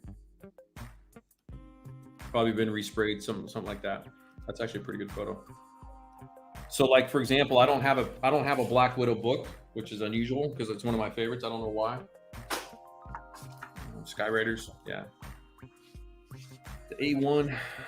Yep, again, if unfamiliar with this camo scheme, this is one of the early Vietnam schemes that they played with. I forget the unit. They went back to the all whites, but you know, I mean, what I like about this and what I do with this kind of stuff to another sidebar, and then again, I promise we'll get going. One of the sidebars I do like is take like Korea, Vietnam color photos and pop them on the World War II photos, so you can kind of get a feel for that area right there. That's still going to be applicable to a Hellcat, a Wildcat, a Corsair, you know, the British versions of all the, you know, all the naval stuff like that. So that's these are great photos for that. I mean, you sometimes think you guys are so, you know, a lot of you guys paint the exhaust like that. Come on now, get in there, get in there. I've seen this one fly. I mean, I know that's not the same one, but I've seen that one fly at the Reno Air Races before, the B Stinger one, whatever that unit was. You know, but you have variations of just exhaust after exhaust after exhaust, the bombs, all that stuff. There's a bunch of stuff. We'll talk about stencils. We'll talk about decals. We'll talk about all that stuff coming up. We'll talk about varnishes and that lovely bit that you guys can't put down, you know, but that is combat wear and tear, my friends. You're look at all those upper surfaces of a white aircraft. Here's a good one too. I'm just finding these as I go. I mean, I haven't really studied. Just what I'm looking at is all those little panels in there. But notice how the wings don't have quite as much of intensity to it. So playing with that up a little bit is going to be important stuff. But this is the core of stack of books over. The core of all this is, again, all these Japanese publications, dude. These are all some of you guys made it. 1970. This is my birth year. This book is 51 years old. Still killing it with. Look at that. Just popping this P40. Look at this. You get the whole repainted scheme probably right in here. I'm guessing that's a repaint of something. Probably got something messed up in there. You got different colors through here. You've got super faded on the roundels on the top. You've got a, you know, whatever that little hatch is through there. You got all sorts of. I mean, this is just reference books, my friends. Yeah, eBay's your friend. eBay's probably going to be one of the better. Here's a good olive drab. Even though it's a prototype, that's a good look at, you know, just different colors and olive drabs and stuff like that. That's the old Merlin P40 Q, I think it was. Yeah, it was still slow as shit. That's why they didn't do it. There was no point. P51 was just easier to manufacture. Keep it going. Study that stuff too, by the way. It's a really good, fun distraction. YouTube's a great resource. Study why the P47, P51, P38s, especially with the U.S. aircraft industry and what was going on with the testing and why certain planes were used and so why certain ones weren't. The prototype stage. Allied prototypes is one of the most fascinating sidebar stories. Even though we love the German, the what ifs and all this stuff, Allied stuff, nuts, absolutely nuts and crazy. Really cool shit. So here's this photo here. Again, money shot, bro. Look at that. Wet tire, probably went through a puddle. Dry front tire, no tread. I mean, this is, I don't know if that's a cut tire or not. I don't know, I can't tell. Might have some sort of scuff or chalk on there.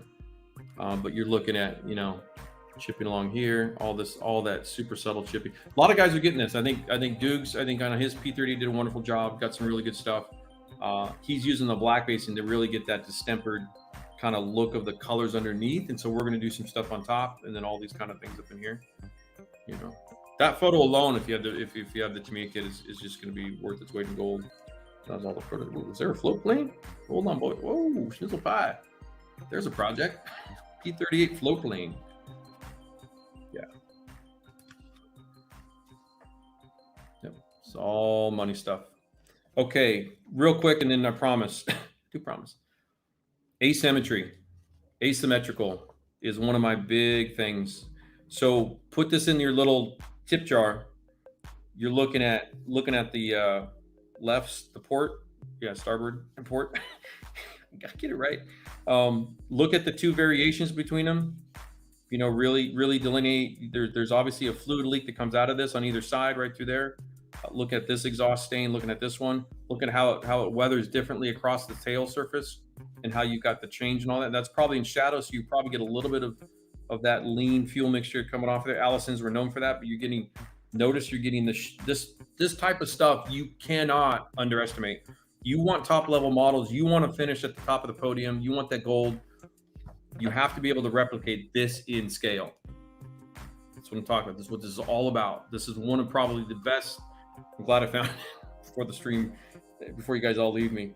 Because what you're seeing is when I talk about burnished paint, what you saw in the previous episode alone with the little jerry cans, you've got a matte paint, you've got true scuffs, clothes, oils, all sorts of stuff. See how that darkens the paint, how it smooths it out, and how it's got a glossier sheen. When you varnish this, boys and girls, when you go to a varnish, you're going to lose all of that.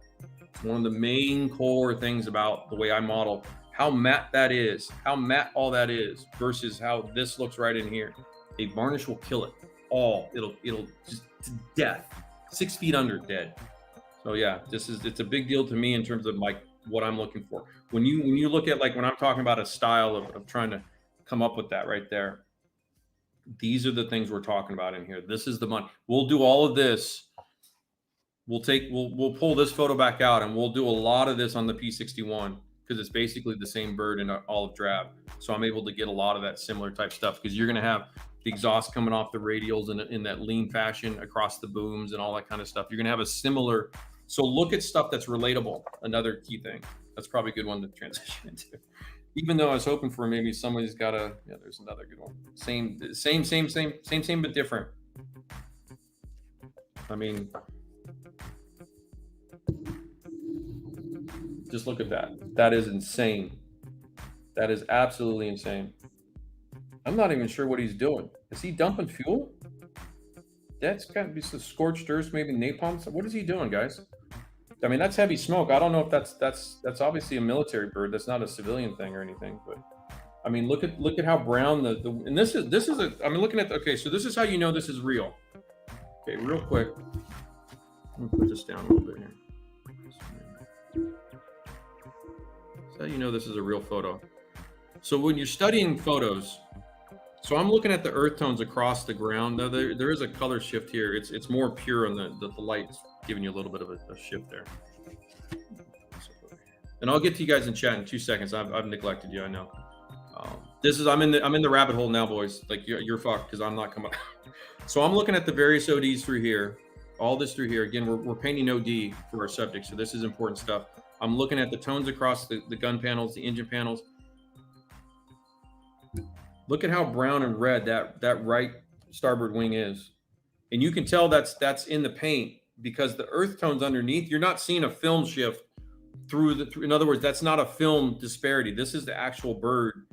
It's got, I'm guessing actually, be truthful here, this thing faded out to all this brownish kind of, they've wiped a lot of this off. That's been cleaned back off. So it went from, that's a famous one. That's a recon one. We've seen that photo before. Where'd it go? Hold on. Okay, so they went from an aircraft like that. They cleaned it and they've repainted. And then it's been re-chipped because that probably there was already chipped down to the metal. And when they painted, this is all newer paint. I'm guessing that is a new coat of paint up there to repair probably pretty intense stuff. The dude's like, yeah, we got to clean this up. They've re-got the new wing walks on there and everything like that. Storytelling. That's a money shot. That is just straight up. Yeah, not chemtrails. I don't know what that is. That is a heavy smoke out of those two underwing fuel tanks of sort. But that doesn't look like the P-38 fuel. That looks like something else. Maybe it's a smoke. Maybe it's a smoke thing for something they're doing. I don't know what they're doing. Maybe defoliation? Is that a defoliation of sorts? There's Bong. There's the man. All right. Yeah, I used to love P-38. What was Martin Caine did that book? What was it? White Lightning? Martin Caine was kind of a what-if World War II author of sorts. He wrote some pretty interesting, contentious stories, too. He used to get in a lot of trouble. Or not a lot of trouble. A lot of people didn't like him. Okay. This is a good one. We're keeping this guy handy. We'll keep him at, okay, then finally this guy. One last little thing. Just want to see if there's anything in here. So what I had done on my test subject was I was testing paint, and we're going to transition into painting quickly. I was testing paint, and so I also felt, too, when you do a test, I wasn't trying to do a Tempest, but I thought it smart to do my test in British colors. So I was kind of doing a half of real and half of not. So I was kind of doing this kind of stuff. Famous photo. So this guy, I haven't opened this book in a minute either. Got all these color schemes. That's a really bad printing job of like, okay, what color is it? Well, I don't know. You tell me. Good luck. Good luck to you. All right. I'll get to the chat here in a few seconds. I'm just looking. Maybe there's a belly shot of what this one of these looks like underneath. Is it's maybe flying away? Flying away. There's more common photos of hurricanes and Spitfires from underneath, but I'll have to dig that up too, because I wanted to see if I maybe get into some intense weather. But this is kind of an important. This isn't a foundation conversation, so I do apologize for taking a little bit extra time, but we won't have us too much more. What I'll do is in the future, like for this kind of stuff on each thing is we'll do this. We'll pull in a couple books like you see me do, and then we'll pull the shot in and we'll show you what we're doing, all that kind of stuff. All right, let me get set up here while I answer some questions here. Let me scroll back up. I missed a few. Let's see here. Patty Cakes, what's up, brother? KX4 Gaming, hello from McMinnville. How is McMinnville? I need to do some more of these. That's okay. So I saw that comment, so I'm back up. Dalibor, good evening from Prague, Czechia. Wonderful, Czech Republic. Beautiful. Thank you. Got you a question, Arnell. We answered you, Vivian. Dana Bell. Dana Bell is the author of where's that book? What did I do with it? Because that's a good one too. Threw it down on a pile days ago. Yeah, Dana Bell authors Dana Bell. That's who Dana is. Dana Bell. He's a guy I'd like to have a few beers with, for sure. Okay, let me get going here, guys. Great conversation. Actually filled in panel lines. Yeah, hopefully this is relative. I do want to take the time to reinforce the heart of Paul Busnick is a great video on panel lines. Yeah, absolutely. So there's a lot of guys that take this to that level. That's important. It's part of the big conversation of what we're trying to do. Okay, I need to check my airbrushes today.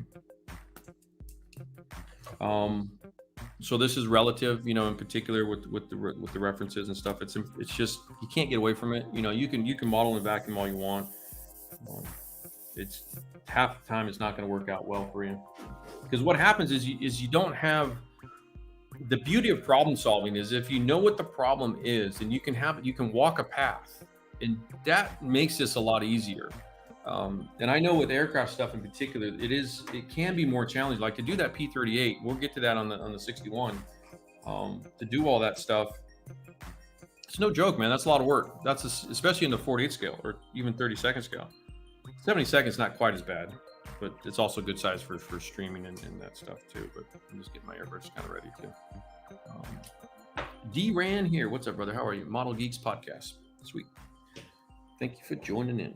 Did I see any other Plastic Posse? I haven't seen. I've scrolled through. I've missed 20 minutes of conversation here. I think that was a Kitty Hawk. They did the several there. Yeah. Okay. So Jim, you're familiar. Okay. Sweet. Yeah. That's when I studied. I did do a bunch of Sky Raider studies back. I had started a project years ago. I was going to do a dual, and this is just me being the model builder. Nothing to do with. Oops, I meant to clean that up. Publishing or anything like that, but I was going to do the double Tamiya kit, do the Navy and the Air Force bird simultaneously. Studied a lot of that stuff. I've always liked the Sky Raider. Sky Raider is a big bird too. P-47s, Sky Raiders, Corsairs. Corsairs pretty good size. Hellcat, Wildcat's pretty compact. Spits are tiny. 109s are small. 190s are pretty small. 38's fucking enormous. And even the Tempest is considered a relatively large single-engine fighter from World War II from the British, but when you put it up against a P-61, you're like, dude, like it's P-61's like a small airliner now, giant. So let me just clean up this. This is my primary brush. Let me just clean this real quick. I'd put some thinner in that to kind of get it cleaned up beforehand. What else we got there? Yeah, I don't know what that. Hold on, let me scroll down. You guys might know what that P-38 was doing. It might be defoliage process, because it looked like they were flying over the trees and stuff. What's that smoke? That's what I was thinking. Ain't fuel. That wasn't. Yeah, it's too heavy to be fuel. Can't find it. It doesn't exist. Can't find it on eBay. It's probably true. Yep. Tamiya P38. Yeah, P38's awesome. Let's see. Just making sure I caught everybody. Saying hello. Make sure everybody's great cameras actually. Okay. Yep. Got you. Chemtrails. Lots of color. Yep. Jeremiah Jenkins says that was a Lockheed jet fighter test. Yeah. JATO rockets, right?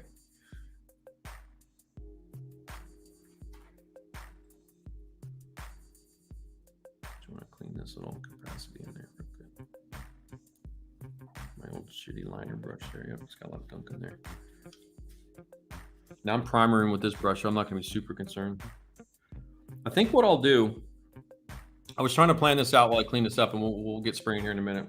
We got mostly airbrushing, and then we'll do a little bit of weathering because the airbrushing will take up most of the time.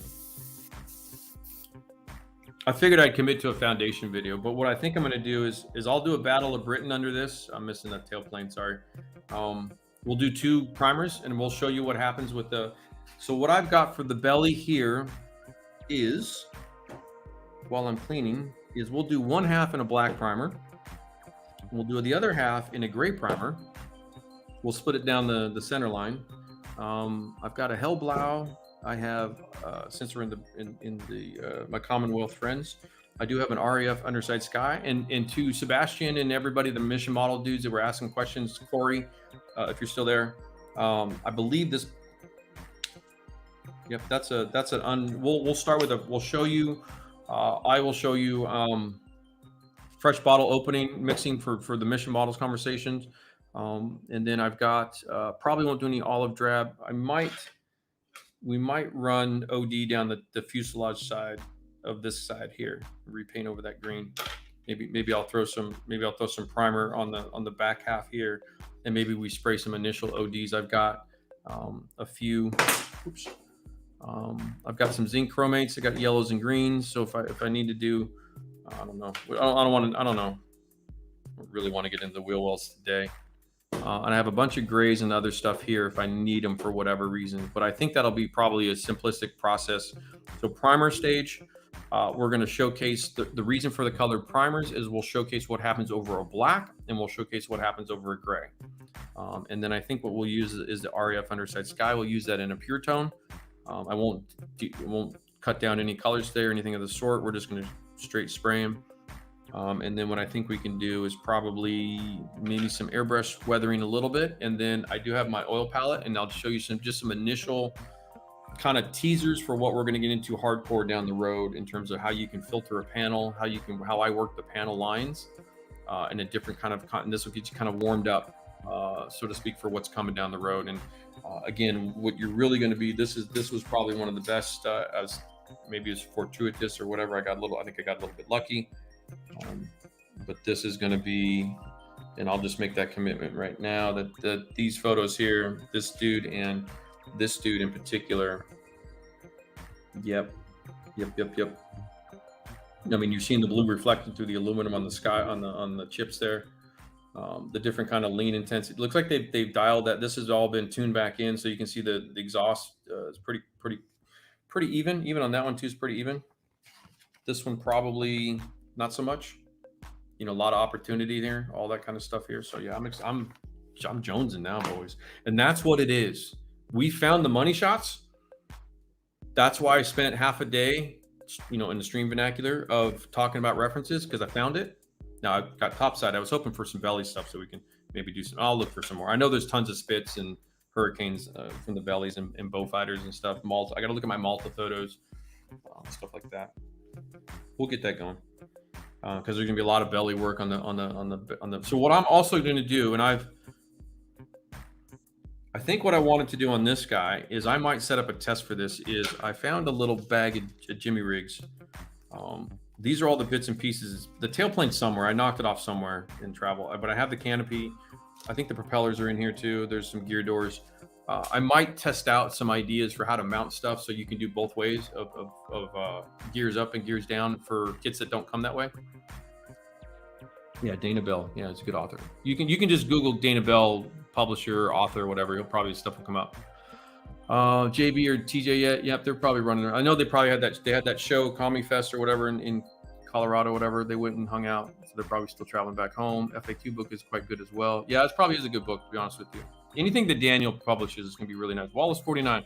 Check out the late Jeffrey Ethel books, Fighter Command and Bomber Command. Yep, all in World War II color. He has many other publications there to go. Sweet, I will. That's a good. Thank you, sir. Lots of lead net gas, right? Seriously. Any hints for, yeah. And so, okay, good point, Dean C. And to my boy Wayne Beatty out there who's asked before, not on these projects, but yes, we will do a dedicated natural metal finish bird on the stream project. As kind of, if I'm going to do at least 2 or 3 more stream projects for 2022, one of them will be natural metal finish. I don't know when, and I don't know what bird yet. It may even be a jet. So there's a lot of opportunities there. I'll probably pick a natural metal finish that is, you know, consistent with being able to show various types of stuff over the course of it. So, but that opens up a big can of worms in terms of subject matter choice, and I gotta make the pisser. I have to decide. I have to make a decision. Okay, like it'd be fun to do like an F-94 fully blown out and weathered out of, you know, Alaska Air Command or something like that, versus, you know, a P-51K out of Korea versus you know, some of the Pacific War, you know, P-47Ns and stuff like that, or even bomber stuff, you know, B-20, probably not a 4-engine stuff, but maybe look at an A-26 or B-26 Marauder, an Invader, you know, combo of natural metal fin. I'll pick something, guys. And then I would like to do I don't know when, again, but I would like to do a civilian aircraft, maybe not a jetliner, but something in the firefighter vernacular. I love the crossover. That's one of my favorite subjects to do, crossover stuff. Okay. So let me continue. Yeah, lots of opening rounds of all this stuff. If you remember all the conversations when we started the Stug and the armor projects of how I was getting all the references together. So there's a lot of this kind of stuff, and it's important. It's important we go through all this and get that all handled. What did I do with my tweezers? What else? Stephen Wheeler says, I got the chance to meet and fly with Jeff Ethel in '88. Sweet. That's when I graduated high school, bro. Great guy. You are an old guy, Stephen. Because I graduated high school in '88. I joined Uncle Sam's Army in 1988. That's when I did. My mom was like, what? Yeah, sorry. So I'm just making sure this is kind of clean up here. Doing a little airbrush prep. I have a suspicion this guy's going to cause problems later if I don't.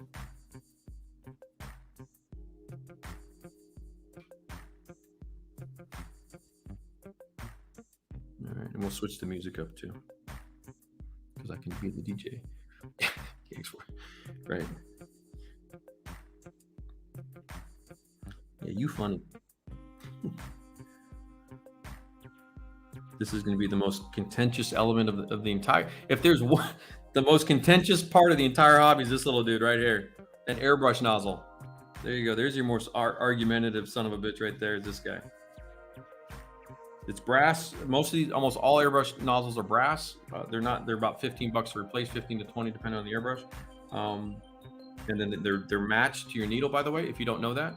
So you'll have this is a 0.3. You're gonna need the 0.3 nozzle and the 0.3 needle. They're matched sets. They're size matched. I'm just making sure this is relatively clean. Just all back together. This is kind of a basic strip down. I didn't pull the trigger out or anything. So I finger tight that guy back in. If you don't have the Iwata wrenches, I suggest you get one of these guys. It's notched. The nozzles are flat on each side. They're notched, so that locks in. What I do is it's finger tight, and I just go just a smidge. Whatever you do, don't muscle that down because you'll over tighten all that's brass in there. So that's how I do that. And where's my little cap here? Let's clean this guy up. So the beauty of using one paint system, though, it's pretty easy and straightforward to clean all this stuff. Yeah, I go back. I'm Desert Storm, John Foisey, Bush Senior, transition to Clinton, Combat Engineer, Troll Bravo, and then I did a reserve stint as a 98 Golf military intelligence, which was, if you guys know U.S. stuff, when you're reservist, you have to be in a unit that's within 50 miles of your residence. And so in California, which is where I'm from, Southern California, there's Not a lot of options for at least cool shit. There's a heavy presence in California of military police units, medical units, logistic units in California. Do a lot of supply chain in the military. So it was some sort of fun thing. I guess the closest I got was the military intelligence unit. So 98 Golf. I stopped before I did my linguistic training, and we were West Coast, which means we were tasked for Korea. So most of our linguists were all Korean speakers, which there's a sizable population in Southern California. So finding Korean speaking soldiers for the U.S. Army was not a big deal. You know what I mean? Okay, so the needle's back in there. Again, I'm just kind of just a gentle tap to make sure it's seated properly. I hold that down, and then you just lock that nut. Lock that nut. Just do a double check. I can hear it. It sounds clean. I don't hear any blockages at all. So before I put the thingy back on, I promise we'll spray. Promise. Sorry for, you know me, sometimes this happens. So I just put a couple drops of thinner. Sometimes you get a little bit, like you'll have a loose bit of paint in there from cleaning that maybe you didn't get out entirely. So this is just kind of, that'll actually mess you up more than you think. That's kind of one of those things. I've had that happen quite a bit. Okay, I think we're ready to go on the primer brush. Let me just double check real quick while I've got you here. Let me swap out. So this is my Tamiya 0.2 Superfine. Sounds okay. Let me just run some thinner through here just to make sure he's good to go. I cleaned this one last time, so it should be, yeah, this one should be, yeah, it's good. So anytime when you're cleaning your airbrush, couple quick little thingies. If you do the blowback, you block the tip, and that'll blow the air back up this way. If you get instant bubbles, that usually means the passage is clear. If it resists and doesn't bubble right away, that's another indicator that your passage is blocked through here. So you're gonna have to pull that apart and clean that out. That's kind of how you a quick way to tell. Okay. So hopefully you guys like that part of this of the video. I know we don't do the book stuff too much. I'm a big fan of it. I've got a sizable library. Aircraft has been, I know most of you guys know me for armor, but I'm pretty well versed in aircraft in terms of subject matter. It was always, my first love was always planes. I wanted to be a pilot and all that kind of stuff. So, which is why my mom's like, why did you join the army? I don't know, Mom. I like tanks. And then she's like, you're not going into tanks. I was 17 because my birthday was in August. And so she had to sign the release form for me to join the army in June after high school. So then they sent me to Fort Leonard Wood, Missouri. I think we've talked about that a little bit. Weathering black would be great too. Yep. Doing an SR-71. Nice. Did we get a new toolkit of the SR-71? Or am I just imagining that? It's not just the tester's kit. Let me see out of here. Yeah, the Blackbird holds another plane that holds a pretty special place in my heart. I've talked a little bit about him before. I haven't really touched on him too much. My uncle Bob Corley was the head civilian, I guess, contractor, if you will, at Edwards Air Force Base out of California. So he was one of the main gentleman scientist guys. Developed a lot of the missile programs for the military, Sidewinders, Phoenix, and then he was a big part of the SR-71 project back in the day. Not a Lockheed employee, but an Air Force employee. Yeah, there's some stuff over. I don't need tape just yet. All right, my bad. Yeah, there's some cool stories. He passed away though a couple of years ago. He's an important dude. That's how all this starts from my uncle Bob and then from my dad. That's it. You guys all probably have similar stories, right?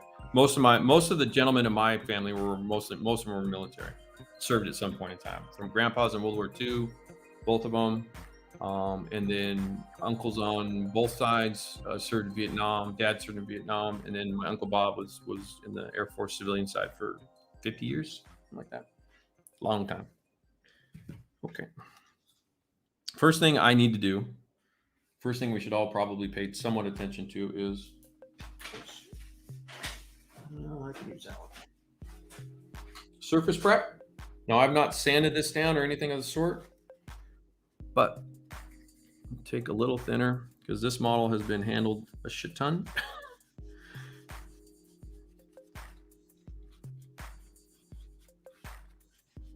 This is just getting some. Now you can wash it too if you're at a point where Washing aircraft's a little bit trickier than washing armor because you know nooks and crannies and all that kind of stuff. But, so I'm just kind of degreasing this guy for a minute.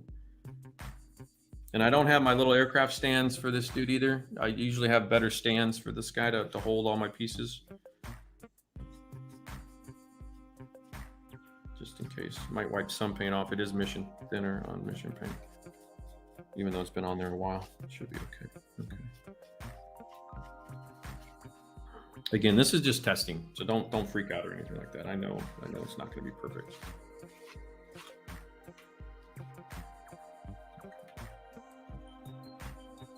Okay. Alrighty. Let me get some cups over here. So we're gonna do let's spray. Let's do white, the gray first. Do light, then dark. So I'm going to run a couple colors through the same airbrush. Let's go light, then dark. Okay, did I miss anybody? P2E, how are you, sir?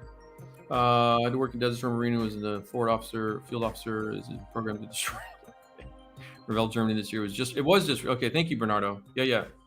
40, okay, that's a big, that's a project. That's the whole desk. Who's the most laid back? I know a few are wild, oh, sorry. Wanted to though. That's great. I'm just checking some. Yeah, I do an F86. I'd probably do an F84. I kind of like. I know the F86 is probably a little sexier. I kind of like the F84s myself. Thunder Jets, Thunder Streaks.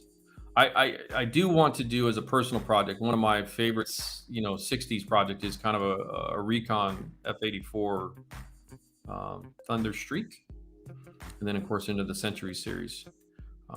But yeah, okay, you guys are good. All right, sweet. I'm kind of bummed we only had that one little spammer today. As we all know, it's not a she though, unfortunately. That is just all bullshit. It's all lies, my friend. Okay. All right, we're good to go. Okay, mixing some primer. I don't need much. We'll do half gray and half black.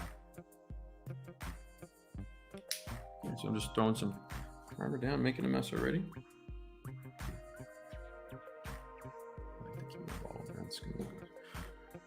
Okay, catalyzed system. I should get this dude out of the way. Broaden my horizons here.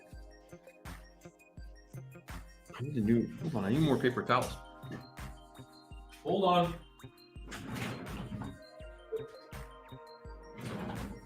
My backup roll of paper towels. Yeah, but we'll get into this, and I hope those conversation we'll get into a lot about as we move along with the project itself. We'll have a lot of heart to heart about this kind of stuff, because I think there's a balance between all the pieces in play. There's a huge difference between World War II, World War I, in between years. If there's it's a part that I get a little bit sad about with the Peter Jackson controversy is I'm bummed that company was never able to kind of get into the golden era of aircraft aviation. I do believe, mark my words, that whoever dives into that as a company and starts to really produce 1920s and 1930s aircraft subject matter, I think that's going to blow up big time. I think there's a lot of untapped potential there. Okay, so I'm mixing primer. Okay, so put a little, that's probably not enough. I don't need a lot, but I need enough to mix. So let me just do a little bit more. Okay, catalyzed system with their thinner.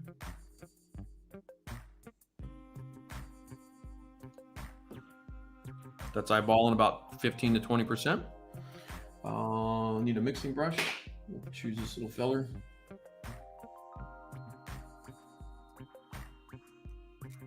Okay, see how nicely that mixes right out of the gate. And when we get to the sky color too, I'll talk about opening a fresh bottle of paint with this brand. Okay, that's running a little fast. I'm a hair too thin, but this is primer, and I can spray this wet and thin. So I'm okay with that. I'm good with that. It's a hair thin too much. So just remember, but that is intentional or not intentional, but it's okay. Clean my little mixing brush up. Now, anytime you spray a catalyzed primer like this, just remember, don't let that sit in the airbrush. Because it will kick off and cure, and it becomes very difficult to clean at that point in time.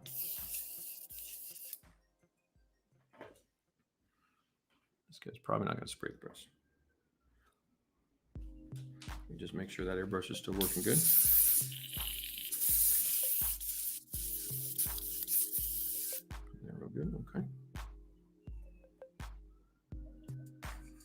don't need much. Now I'm at 15 psi. Just a refresher. A full Mac valve. This guy was closed half, so it's a small subject. I don't need a lot. It sprays instantly. It's a little high powered, so let's cut that down because it's remember that a little bit slightly too thin. So I'm using my Mac valve here.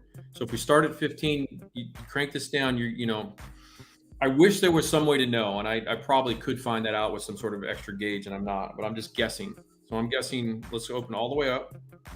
We'll go full turn. Let's see.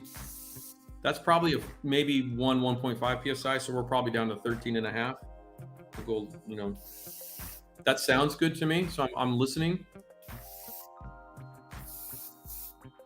Okay.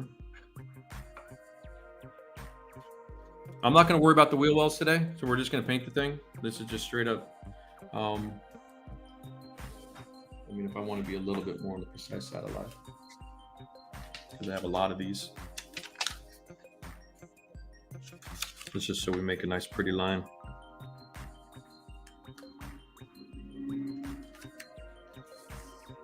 Okay, quick mask. Don't have a piece of tape. No. I usually have a piece of extra tape around somewhere.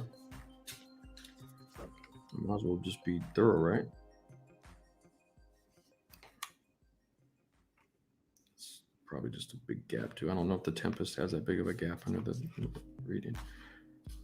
Okay.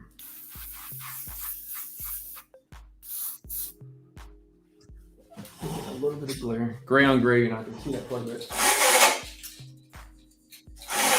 Okay. All right.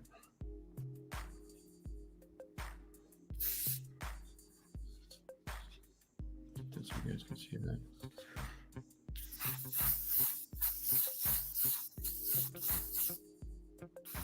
Hold on, there's some water in there, like an idiot. There's some thinner in there. Just in case, that way it's going to blow out and cause a mess.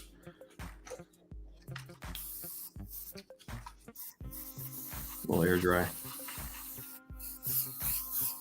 Okay, so we'll get any kind of.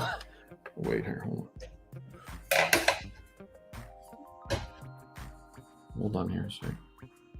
What I'm trying to get is a light glare off the sheen of that, which I'm not getting at all. It's laying down beautifully, but it's gray on gray, so it's hard to tell.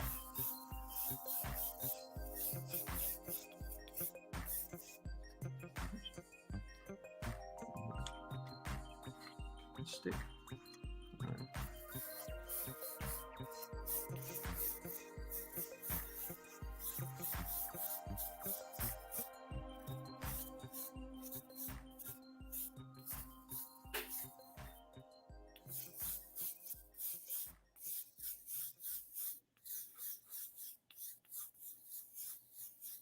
You can see I'm spraying real gentle. That's the primer. They're getting a little bit wetter. It's a little bit thin. You can build up fast, but it's so thin it's gonna tighten down quite nicely, which is gonna be kind of to the point. Hold on here one second. Let me get receipt up. I'm off camera. Canadian. Okay.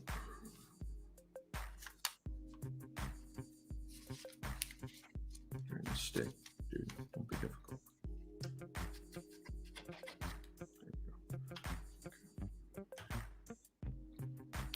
Yeah, you're not going to see this too much because it's gray on gray.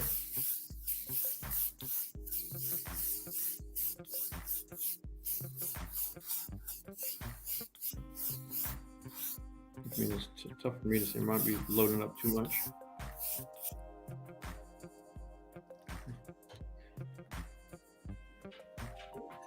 Looks like that. I missed a little bit here in the wing root.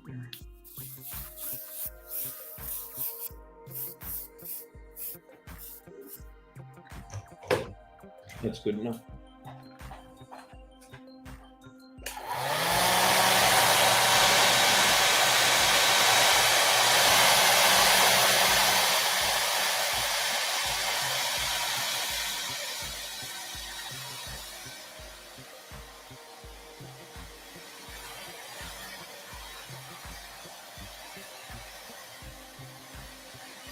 So what I'm going to do is I'm going to show you the various primer colors. and just kind of a general context of a light color versus a dark color.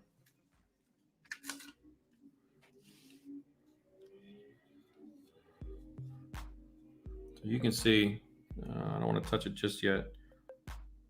Now it's not a sanded surface. It's not fully prepped for painting, all that kind of stuff. It was just wiped down with a thinner just to get some, you know, contaminants off the surface.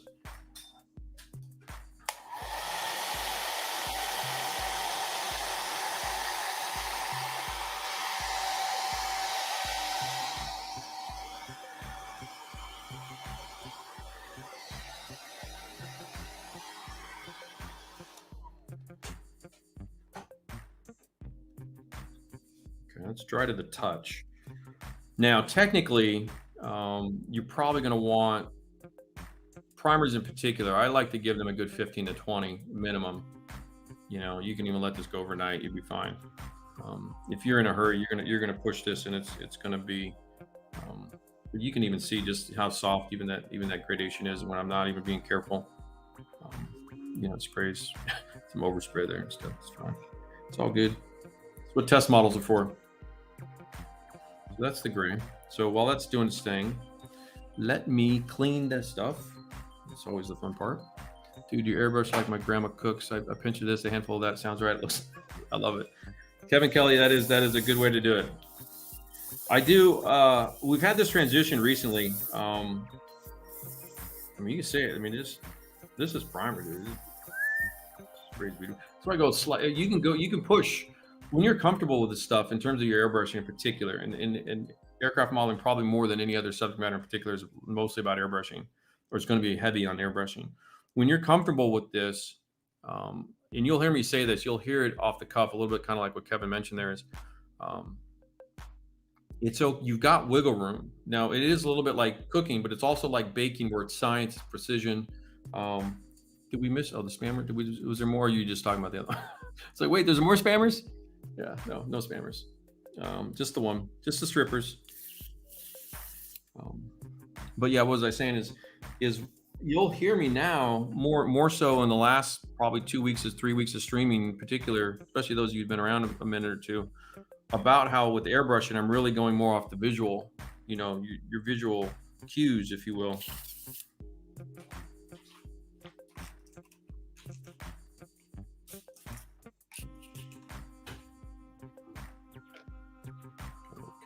I'm just flushing a little bit out with water, saving on the thinner. Rolling my wet, making a mess on my table.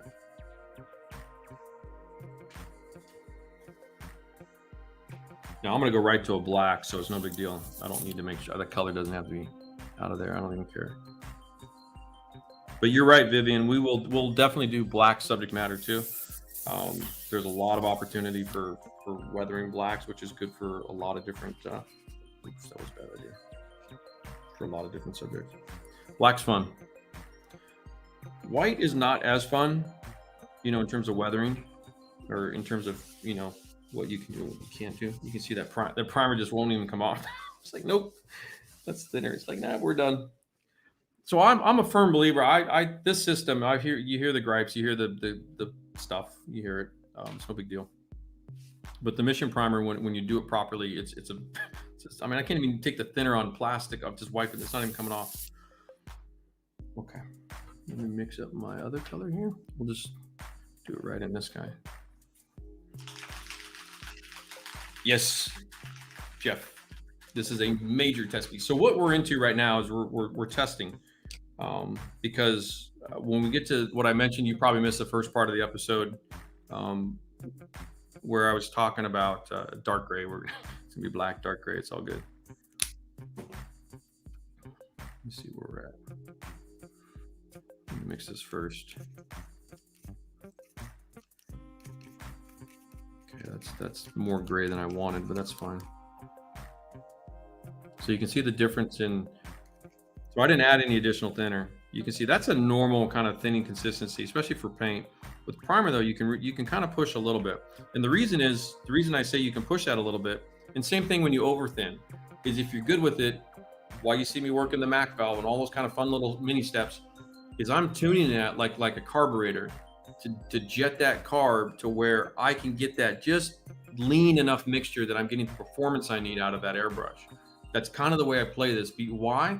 Because I can spray a thinner layer of paint down. And if you can control that, if you can master that, that means the micron thicknesses as you build them up, that keeps all your surface detail crispy. Like that's a big deal because when you get to the weathering, the shit actually works. That's the whole point. So that's kind of why you hear me saying like, and we'll keep talking about that too. It's kind of the unspoken about kind of parts of airbrushing and pro tip stuff of, you know, it's important to bring up and to talk about. I'm going to make this more black. It's important for us to understand the thickness of the paints that you apply to your model makes a big difference. It really, really does. Everything that I do in terms of, you know, weathering and stuff like that, it all results from the fact that my paint jobs are really nice. And I paint with a matte paint almost all the time.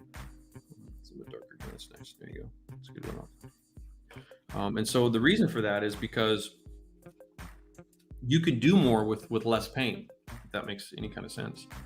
When your paint's too thick, when you're sprayed on, maybe clumsy or maybe you're new or whatever, it just like you screwed it up. When that happens, it's really hard to deal with. It's a lot more of a difficult task to undo. So I tend to try to default as much as I can to, and you can see how smooth, and that's unbuffed. And now if I'm gonna, okay, there is a bit of that conversation too. It's too early to sand this, by the way.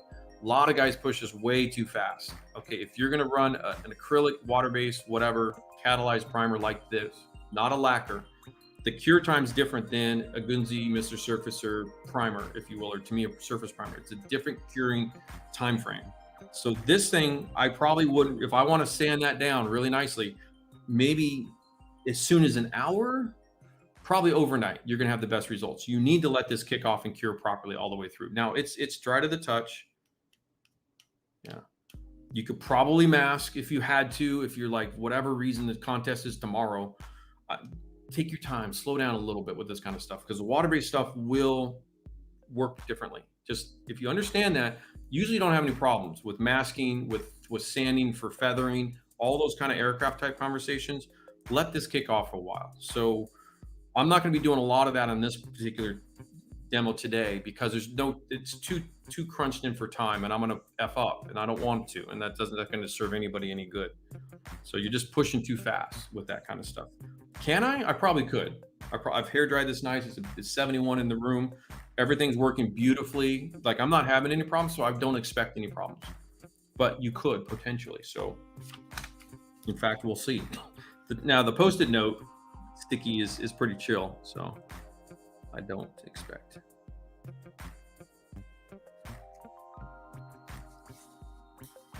Let's see how good of a job I did. Probably missed my mark. Does that make sense though? Thin layers of paint, and that's for anything. That's everybody. Gunpla, armor. Thick paint doesn't do anybody any good.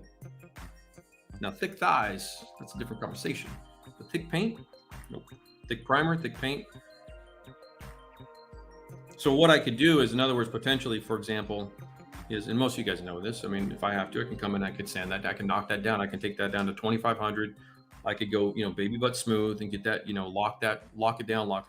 Now we're not doing that today because it's just not part of what I'm interested in today. But that's the point. So if you're doing a water-based catalyzed primer like emission models or Vallejo or One Shot and stuff like that, just understand they're not lacquers. They have a different curing time window. You're gonna benefit from slowing it down a little bit. Okay. So not really a black primer, but way dark. It's the dark ghost gray. Sprays instantly, beautifully.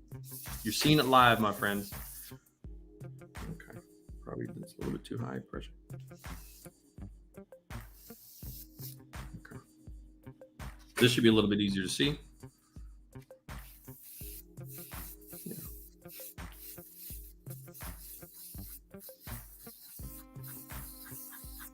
I'm putting down just a real thin coat. Then I kind of wet that up a little bit because this is primer.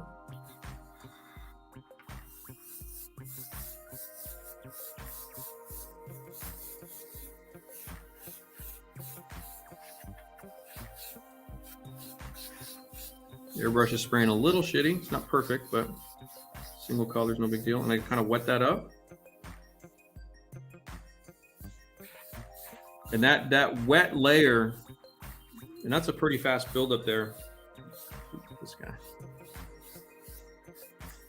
That wet layer binds into that surface a little bit. So when you got a water-based primer like this, unlike a lacquer primer, or even if some of you guys will even cheat a little bit and use just a lacquer paint as your primer, what you need is if you hit this too dry, if that primer hits too dry, it won't bite to the surface a little bit. And especially if the surface has any kind of sanding dust or anything of the sort. So prep is pretty important. And then spraying, how you spray, that's pretty important as well.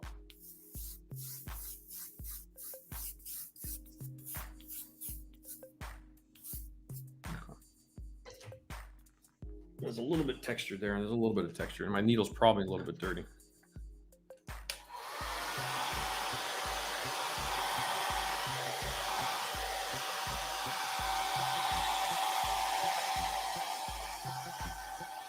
I should stay on camera more. No reason to wait, you know.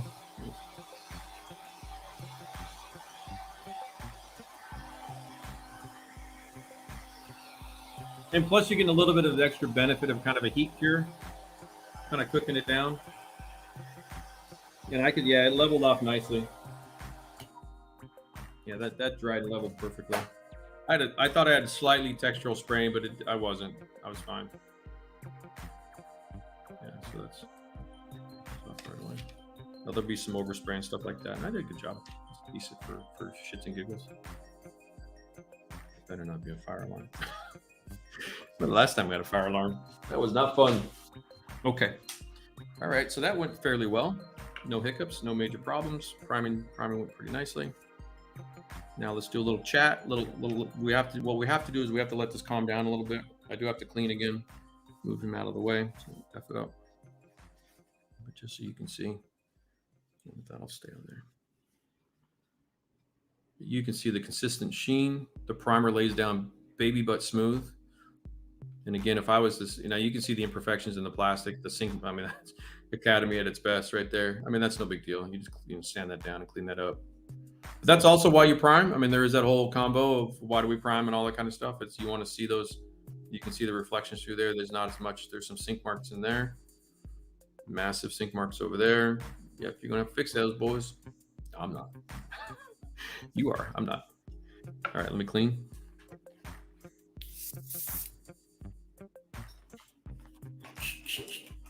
So as much as I want to hustle, trust me, it's in our best interest to let that kick off a little bit. What did I miss? Did I miss anything? Missed about 45 minutes. Yeah. So what I think is I hear quite a bit in the general hobby conversations is, especially with masking failures, and it's not a mission thing or it's all the stuff. Because a lot of times you're pushing stuff too fast. We are in a hurry, or you're impatient, or you don't have a lot of time, or you only have so much time. So masking in particular, you're going to want to kind of.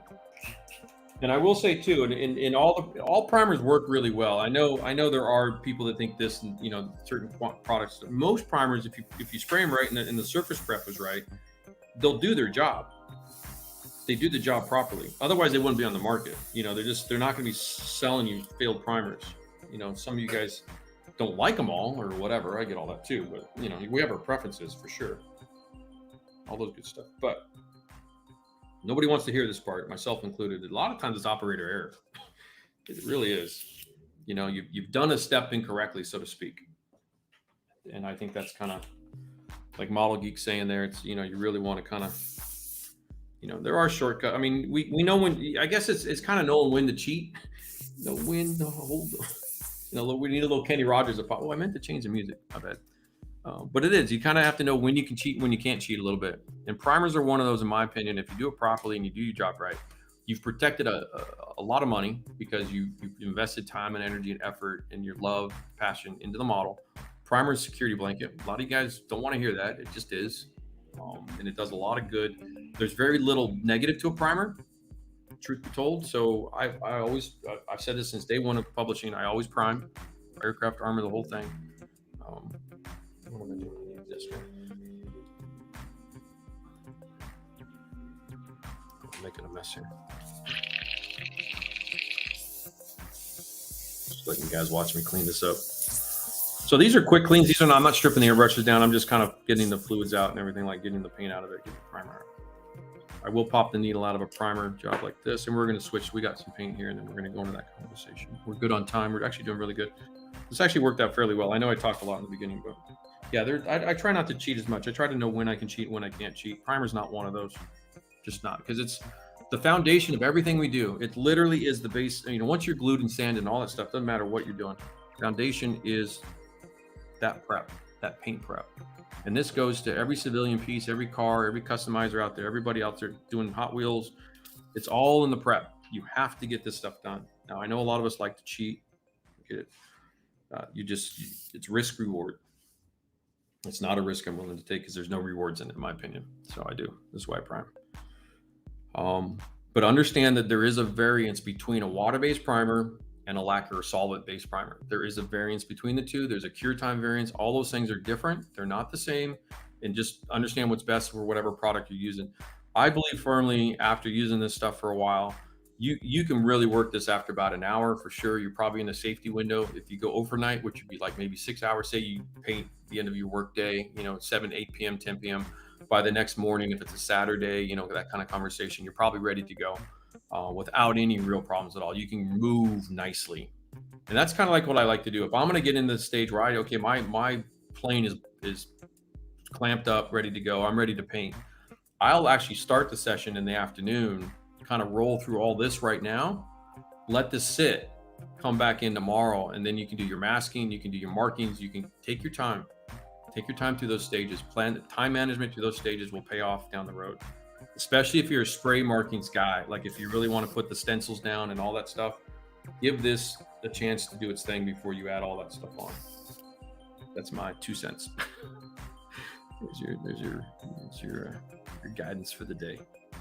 References, got to have your references, and take your time with the primers. Those would be the gumption of the day. Ghost Rider, Jim Hobbits. Yeah, I agree. Each situation dictates. Answering the question, what's going on? What did I miss? Emotional damage. Yeah. No, everything's fixable. That's the other side of that too. I missed half the chat, so hold on. I'll stick my head up here in a minute. Let me clean this up. I need fresh paper towels. Especially black primers. It's everywhere. Makes a mess. So I like to fold them up, get a little bit of thickness in there. And also, by the way, I think I've talked about this before. My benchtop covers, these are Circut. And if you don't know, Circut are those, they're used in the arts and crafts world. Circut is a brand of like die cut printer that is like for arts and craft ladies, mostly the women use them. But Amazon sell these Circut packs of 3. This is a 12 by 18. If you guys, whoops, what did I do? Nope, I need to, hold on. What is going on? Get that off. I'm sorry about that. Okay. Am I back? Wait, I lost my connection. Hold on, I lost the camera. Oh, I'm on the photo. Nope. All right, boys, hold on. I clicked the button on the camera. Hold on. Yeah, MRP, Mr. Paint is different than Mr. Hobby. MRP is pre-thin lacquers, and they're automotive grade. If you don't know that, okay, hold on. Okay. All right, there we go. My bad. I was on the photo app and not the webcam app. Okay, we're back. Put that back in the holder. See, everything's fixable, boys. Stay calm, keep steady. All right. What was I saying? What was I what rant was I? Sorry, I should not rant as much as I do. But it's important stuff. I think there's certain things you can cheat in this hobby, and there's certain things that are probably best if you don't. And if you are going to prime, if you're going to commit to a primer, then give it time. And if you don't like to prime, then it's all on you. Because I don't paint that way, so I don't really know how that goes, to be honest with you. Good or bad. Most of you don't have problems. I mean, from what goes on. Yeah, it's pretty dry. It's dry to the touch. Not leaving a fan. I don't want to grease up my hands, but it's a nice Battle of Britain kind of deal. Airplane sounds notwithstanding. Okay. Kind of got myself ass backwards here. Let me get the stream. There we go. Okay. Sorry about that. All right. So what was I going to do? I've got a Hellblau. I don't really want to get the primer out of the way. We can put him away over here. Take a little nature break here instead. All right. Oh, wait. She's back. Hold on, boys. Boy, she's persistent. Wow, that was fun because that's a blocked user, but is back. All right. Problem solved. I use hairdryer on everything. Even though I don't have any hair, I hairdry the shit out of everything.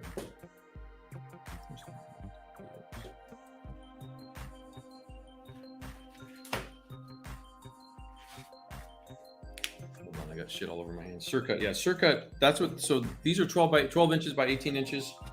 It covers the basic top of my desk. It's not a cutting board. I mean, you can cut on it. It's not a self healer. I do have a good cutting mat from Tank Wrap. You guys have seen me use on occasion. But I like these Surcut ones. The reason I use them on the streams in particular, this is kind of a stream setup. They have a low tack. Just I don't know why I'm talking about it. Just happened to mention it. But there's two of them here. I got a black and a clear, just because I wanted a black differentiator. But they have a sticky on one side and it adheres so it doesn't move. And they're marked with dimensions, so it's kind of got that whole thing there. And they stick down and they stay stable and they're impervious to all the chemicals. So if I F it up, I won't mess up my desk, which is a painted lacquer steel. This is metal. That's why I do this. But it's also got a slightly texture. And see how it diffuses the light, cuts the glare. That's why I do that, just in case anybody gives a shit. Okay, now that I'm cleaned up, ready to go. Given this a little bit of time, let's catch up in the chat. Did I miss anything really important? Any questions? Anybody? Did I miss any questions? If I missed a question, please ask it again. Put the word question up there. That way I can grab that again. Hopefully this is making some sense. It does take time. It's a slow stream. Trust me, guys, this is foundation material. It's all good. We got oil paints over here. We'll get into that in about 10 minutes, 15 minutes. We're going to spray some sky. Some beautiful REF sky. Back on. Like holding it over there. Okay. All right. To the guys that have new bottles of paint. Now, if you have a bottle of paint and if you haven't checked it, or if you're having problems with the paint. Okay, so this is a new guy. Take the cap off. First off, you have to. Just like opening a medicine bottle or whatever, you got to take the sealer off. Take that dude out. It's your beautiful REF sky color. Okay, Mr. Multi-Duty, Mr. Multitasker. If you don't have one, go buy one now. Mr. Tamiya's Trizik. There is a mixing ball in there and all the paints and all the missions stuff. So it's in there. So I come in here and I like to do a quick physical stir. It's a brand new bottle. That way I can check it. Paint looks good, creamy, clean. If you have a bottle of paint that isn't, for whatever reason, sometimes that happens. It depends on where you lived. You know, there is a bit of a conversation about temperature sensitiveness of paint. We have it on occasion. It is coming out of the winter time. Some of these stores have had stock for some of their bottles have been on the shelf for a while, all that kind of stuff. There is a little bit about it. Just be aware of it. I mean, not every bottle of paint's gonna be perfect. It happens occasionally. But you're gonna want to return that to the retailer you bought it from to get a return. You can't call up the company that you bought from somewhere else and go, hey. So just be aware of that. That's how that works. If you buy a book from me and there's a problem, you come to me. If you buy the book from Sprue Brothers and there's a problem, you go to Sprue Brothers first and then they come to me. That's how that always works. Everybody doesn't know. No reason to yell at anything. Things happen. It's not a perfect world, all that stuff. Keep it, it's going to happen. Shit happens. Trust me. If anybody knows shit happens, you're talking to the dude. So that's how I check the bottle of paint. Get that kind of going. Where's my cap? Put my cap back on. Tighten that pretty good. Tighten that nice and snug. Oops.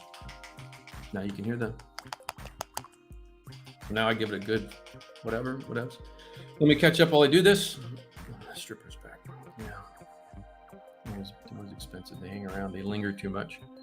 Let me scroll back up. This is Darren, by the way. Next time I'll join you. Okay, no problem, Darren.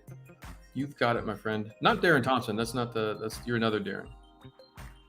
You're with an I, R-I-N. Darren with an I. But yeah, you're welcome to come by anytime. Jim's got Diego Gomez. Hello, hello, hello. Bit late today. How are you, Diego? Hola, amigo. Mask color 45 minutes to an hour, no issues. Okay, I'm scrolling back up a little bit just to show that on the chat. Testing. This is a test piece, yes, sir. Dylan Van Gran, do you generally sand the bare plastic before? Yes. What grit do you use? Okay, so let me back up to Dylan Van Gran's question. I don't know if I'm saying your last name right. I know South African pronunciation is a little different than what I think it would. Help me out, Vivian. Okay, so real quick on the sanding combo. This I find works for most scale modeling needs. I mean, you can go, if you have sanding chores, okay, so let's call, what's a sanding chore?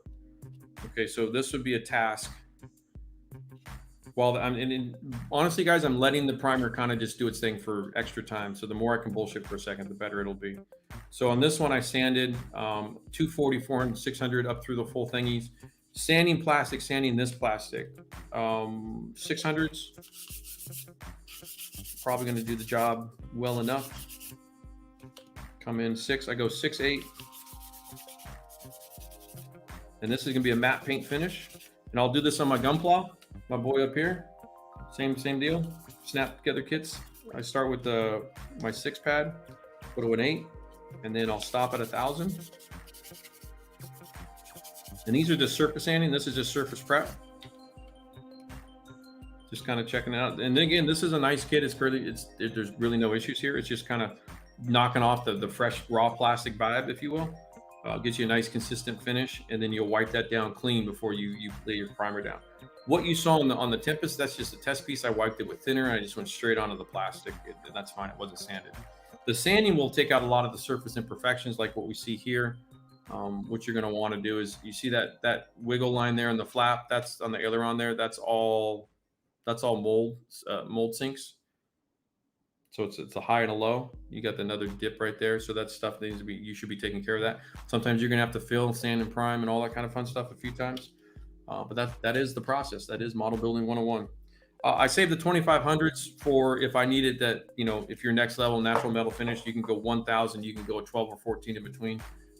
But yeah, I go in the steps. I use the infinity pads. They're brilliant. They're worth the money. They're 2 in a pack, and I think they're about $6 per. It was about $3 US per sanding thingy, and they're large, good surface area, and they have the in between. Super nice.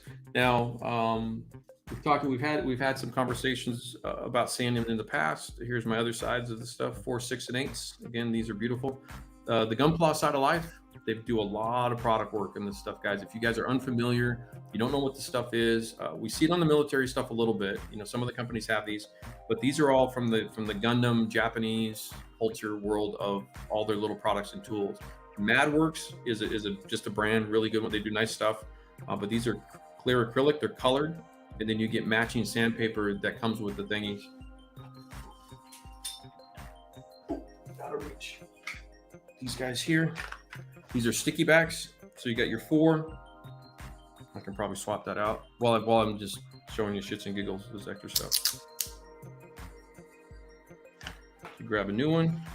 I mean, it's a genius system. I love this stuff. It's not wet dry, but it will handle a little bit of wet dry. And there are wet dry versions if you need a wet dry. So that's got a sticky, it's got a peel and stick. 400 matched to the number. Put that on there pretty nice. Take my time. Try not to hustle too fast. You got a little extra. Put that dude off. See, that's it. It leaves them, can't really see. Yeah, there's a little extra.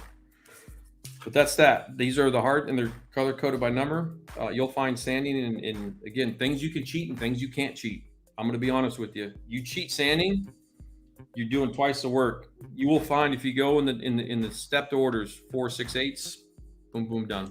Works really well. And that's what I did on this guy here. Is I use the step sander because I have to grind down. That'll focus for me. So you get that thin intake there, and you can see the flat. Get intake over here, look up in there. That needs to be shaped. Both sides, I got to do top and bottom. So I'll use these guys, and I'll carefully do them. I'll probably have to rescribe a little bit of some lost panel lines in there. And then what I'll do is I'll finish with the soft pads. So you have the firm sanders, and then you have the soft sanders too. So it's a good way to keep it up. Pretty simple.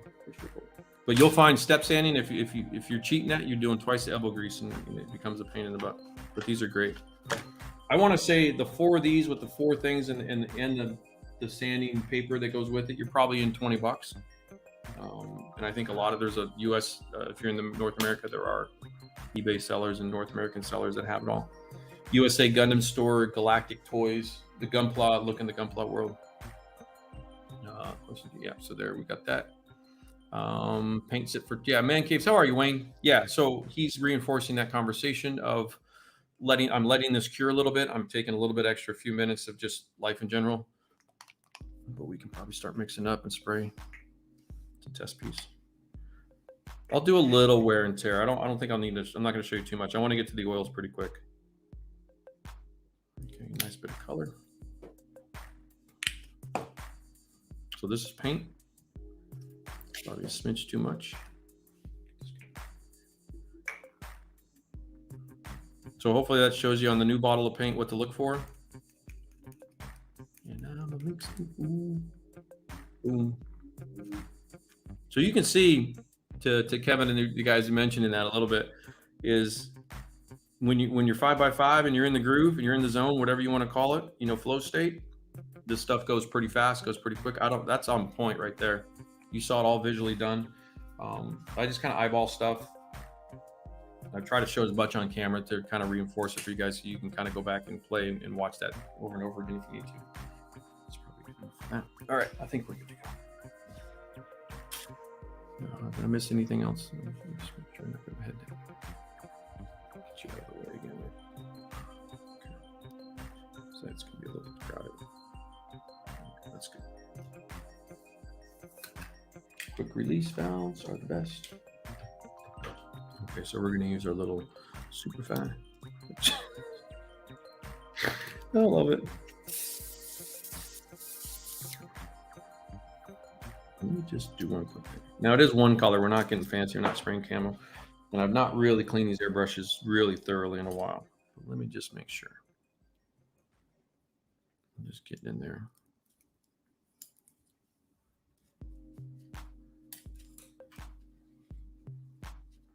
Okay. Just taking an extra step.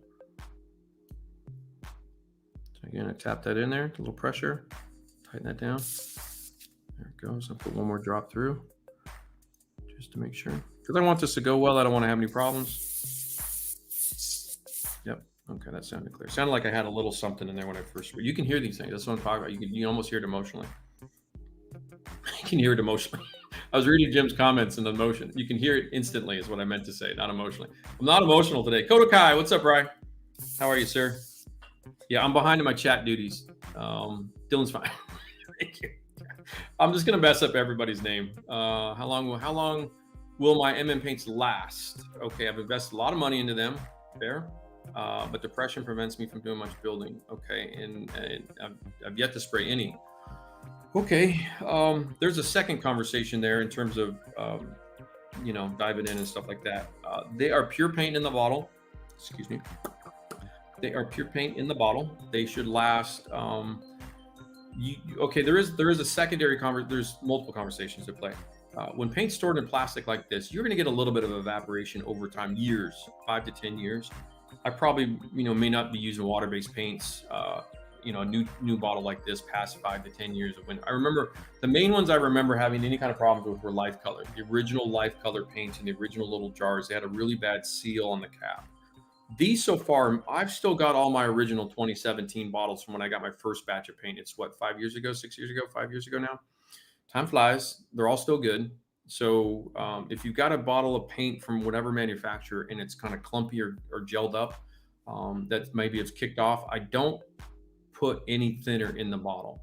So in other words, like for example, in the past with the Tamiya jars. And these are good conversations to have. Some of you guys know this, some of you don't. It's okay. So these guys are glass jars. But what I used to do in the day is I would put my lacquer thinner and then mix up in the jar, and I'd have like my own pre-thin mix of Tamiya lacquer because I was spraying a ton of them back then. But what you'll find is you'll come back a year later in a color or something like that, and it'll all just be blah because the thinner will break it down. So certain products like Model Air have certain additives that prevent, you know, like an additive to bread or whatever, to preservative, if you will, to keep it from doing that. But these are pure paint. They'll last a long time. They'll last years, Jim. So you're fine in terms of that. If you open one up and whatever the color is gelled out, then just get a new one. No big deal. I mean, for the price of a paint, it's no big deal. It's not like, it's not, if this was a common thing, you know, usually what that is that's a winter time. There's secondary, second, third, tertiary conversations, whatever that is. Third, fourth level conversations of when paint is shipped around the world during the winters. If they go into a cargo flight and they're on a pallet and they're not freeze protected, sometimes paint will go bad or the poly can kick off, something like that. They are temperature sensitive, but that's all paints too. Some have bigger, broader windows than others.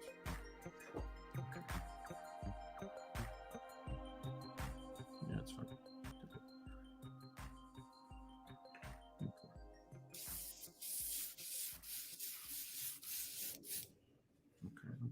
We'll see how this sprays against the black first. So you can see a little bit more zoom.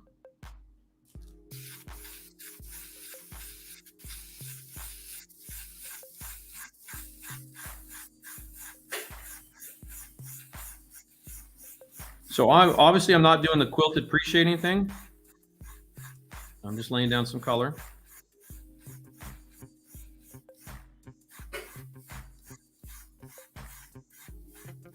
Kind of walking this up and over.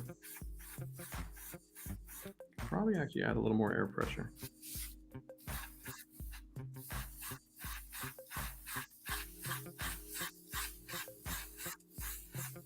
Just slowly building up that color.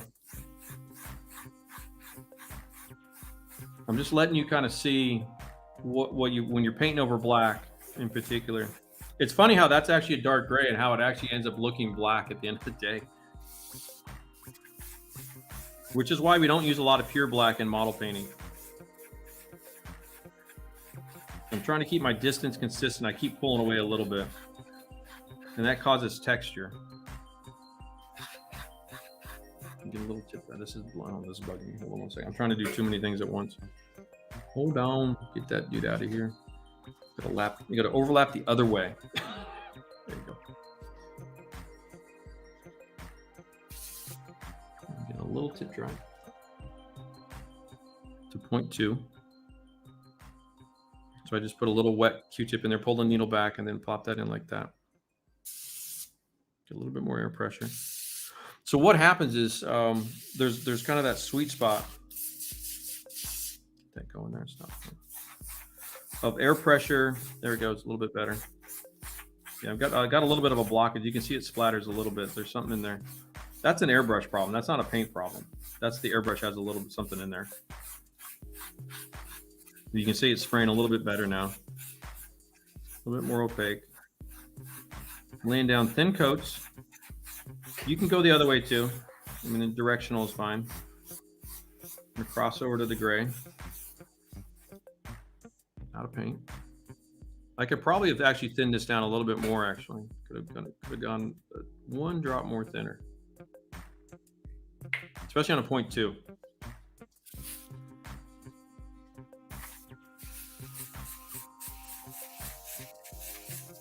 Speed up a little bit.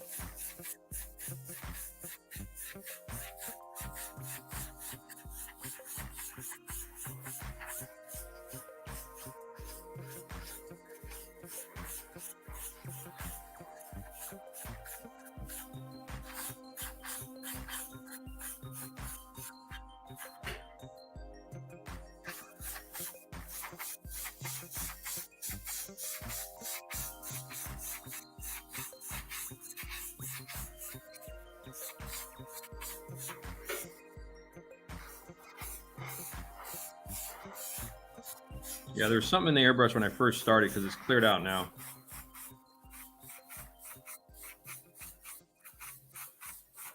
So my distance is maybe 3 inches, a little bit. I'm probably just a hair far away. I got to remember to get down on that a little bit. And if you watch let's see if we can do this. See, I've got the air pressure down, and see I'm jogging the finger back, but the air pressure is always going. and that keeps the tip from clogging up. It's kind of a, there's a little bit of finger fatigue because I haven't done this in a minute. You do get a little bit of a fatigue doing that, but you do also, the muscles do begin to kind of come in. Okay, I'm leaving a little bit on the fuselage there. I'm leaving a little bit of the black showing just to show you what we get on the differences between the primers. Zoom out a little bit. And I am spraying in the direction of air travel. I know that maybe caught somebody off a little bit. I'm not sure if that's kind of a thing. I'm not spraying across this way. What you're seeing me do is kind of, and the reason is to the black basing conversation and or to appreciating, which is, it's a form of appreciating, to the whole conversation of appreciating. I'm able to manipulate. It's still drying a little bit. There's still this little bit wet in there. I'm able to achieve most of what I need out of that conversation without getting super intense quilted panel line look to it. And if you remember the first hour of the show, I'm gonna just quickly going through, rarely did you see in any photo a real intense quilting of the panel lines in terms of like, you're seeing that spreaded gradation across the panel line of a dark tone, both sides of it. You don't really see that as much as we all might think. It's a very stylized look, very much in the same, I look at that appreciating of aircraft the same way I look at color modulation with armor. It's a very stylized approach to painting. So just keep that in mind. It's not a right or a wrong at all. That's not what this is. It's about, my end game isn't that, which is kind of why you're here, I guess, to be truthful. Like, I paint a certain way. So to that point of reference is about kind of that conversation of what I'm really looking to do. I intentionally left a little bit so you can see the color is pretty consistent across the board, but you can see how definitely the gray gives you more true color. So, or a lighter primer will, it's a light tone. The sky color is a light tone. It's given me a nice, even broad color. This one's giving me more of a weathered look out of the gate. So you can pick and choose your battles with that. Most of you probably like the left one. I tend to lean on that one a little bit more. So the black primer in this conversation, it probably took a little bit more paint, and you can see how matte that dried out too, by the way. And you can see the finger burnish mission up here. While we're going, before I forget, I didn't prime that, but fuck, I forgot. I wanted to paint olive drab up. Maybe we do that on the future one. We'll save that for next time. So let's go ahead. Now the beauty of this part now I was barking about the primer, giving the primer stuff to do its thing. I'll do a smidge of chipping. I don't think we really need to get into that. I'll just show you, just because the question came up early, I'll show you what I mean with the water and the brush. We'll talk about it a little bit while I clean, because I got to clean, because that gives me time to do that. Let's clean this guy up over here. Overall, I mean, outside the fact I wasn't spraying a tight camo, that sprayed beautifully. So, I mean, I hope you guys all kind of see that little love part of it. Okay, so I've got, again, water bottle. Flush that out. I got a little catch cup for that. I'm making a mess over there. It's too far away. That's my little catch cup. That's what you're seeing me do. And I save those, and then every couple months I take a bunch of those over to the auto parts store for disposal. That's how I get rid of the bulk of paint. And this guy here, and then what I do is I Q-tip out. You can see it's starting to dry, and I get all this out of here, get all the dried paint out of the cup. And I suggest what you're seeing me do here is I've got a little bit of a thinner on the Q-tip. Get that out of, get that bulk of that dried paint out so that you don't flush it down into the cavity, because that's when you'll have additional problems of cleaning, where your paint will dry on the exterior, around the bowl of the cup, the edges of the bowl or whatever it is. And then that way, that helps keep that to a minimum as well. I got a little sloppy here, get off. Trying to keep it all kind of nice and tidy. Okay. So I got the bulk of that. So without even using any thinner yet, I got the bulk of the paint out of there. Flush that out. Now we can take it all over the top. And I put a few drops of thinner in there. I had no leftover. I did a perfect. See how quickly that bubbles up? I know that passage is pretty clear. Back flush that, spray it back out. Back flush it, spray it back out. since I've only done the one color today, it's no big deal. And I cleaned it pretty decently in front. Yeah, so what you have is to circle. I'm checking up on questions now. Yes, so let me repeat myself. Mr. Paint from Slovakia is essentially automotive grade lacquer paint, pre-thinned in the jar with their own proprietary thinners and stuff like that. It's very, very intense paint. I wouldn't even, not even as a recommendation, is if you're not spraying with a respirator and a full vented system, you're putting yourself at serious chemical risk. I wouldn't recommend it. It does spray beautifully. I can't lie. I'm not trying to knock it down, but it is, take your health seriously. Don't fuck around. Mr. Hobby Stuff, Gunzi to me are acrylic lacquers, and they're pure paint in the jars, which means they can be used with water as a thinner, with acrylic thinners, the X20As and that type thinner, and or Mr. Leveling thinner, and or to me as lacquer thinner. So they're step processes, and you can use them for various reasons, various needs. They work well. They're not as toxic, but they're still lacquers at the end of the day. So, but it is a different chemical. They will interact. The acrylic lacquers are probably the most forgiving type paint that we use. They're very capable of interacting with any other type of a lacquer paint. So, what you cannot mix though are, for example, emission models, which is a organic pigment-based, water-based paint. Everything's based. It's the American Dodgeball Association of America at play. That's what that is.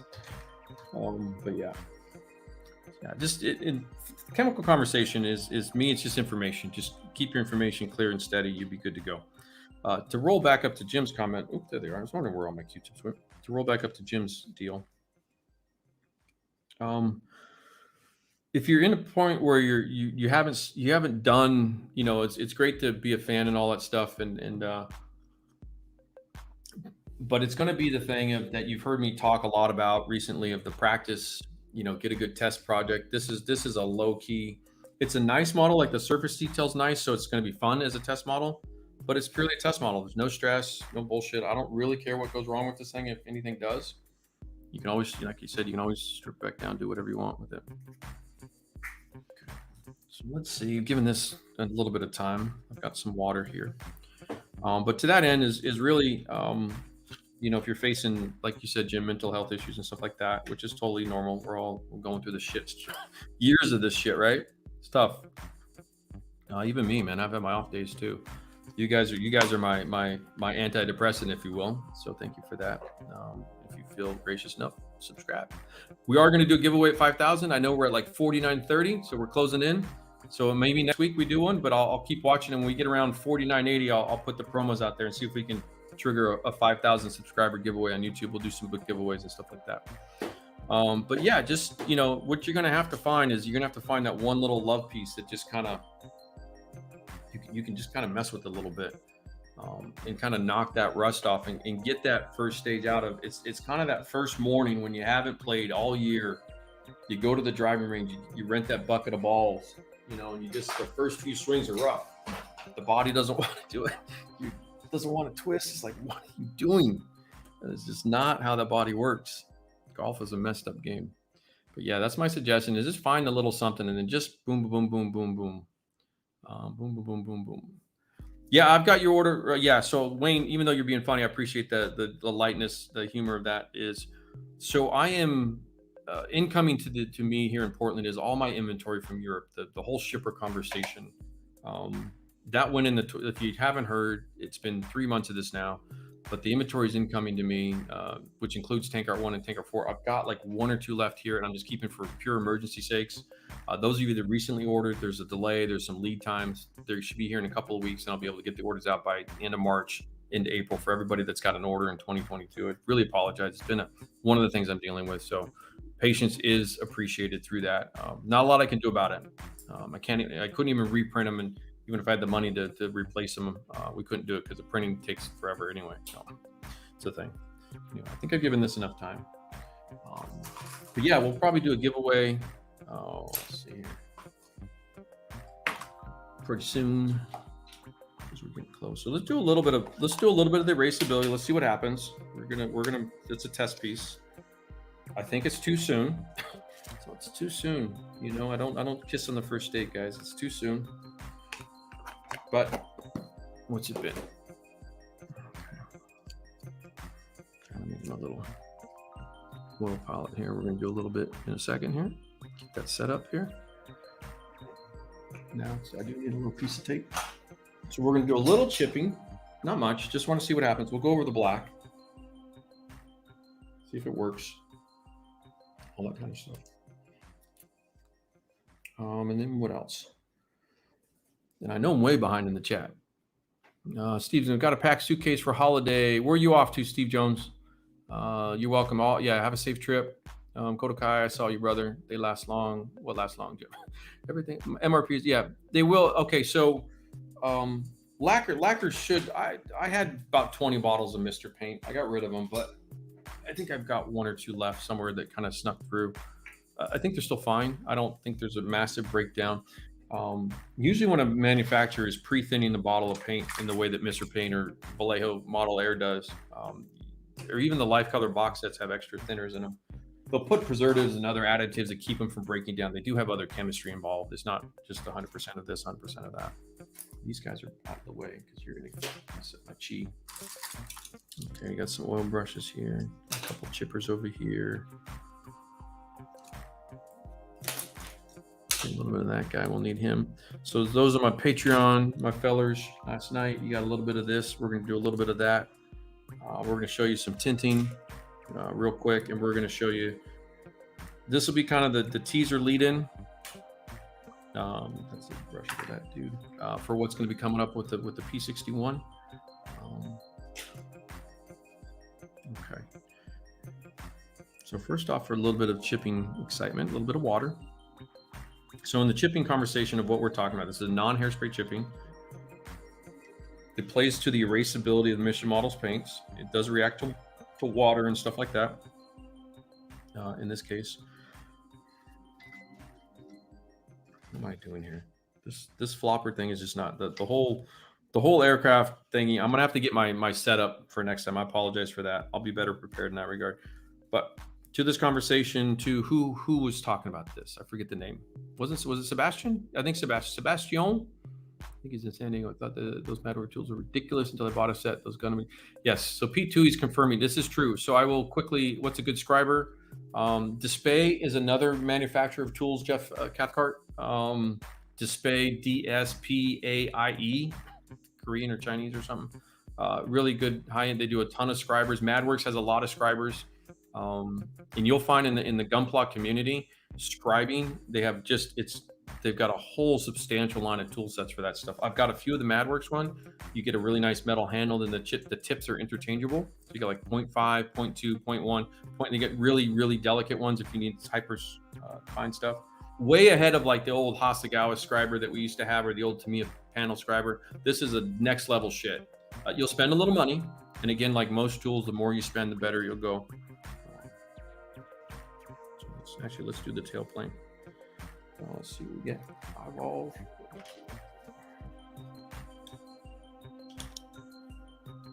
Okay. So this is the erasability. I know I'm talking a lot today. Sorry, guys. So I'm just testing and put a little bit of water. See how little that is? Just want to see what happens. I want a little bit just kind of wear and tear on the edge. Probably not going to see much because it's a gray primer under that, which is probably why I need to switch to the black wing. Getting a nice, okay, I don't know if you guys can see that. It actually is working really well. It's just color on color. I don't know if you can see that. No, you can't really see it on camera. There's a little bit of the gray primer poking through. There's kind of a sanded effect. Let's do it, swap over here. Should be able to see this more.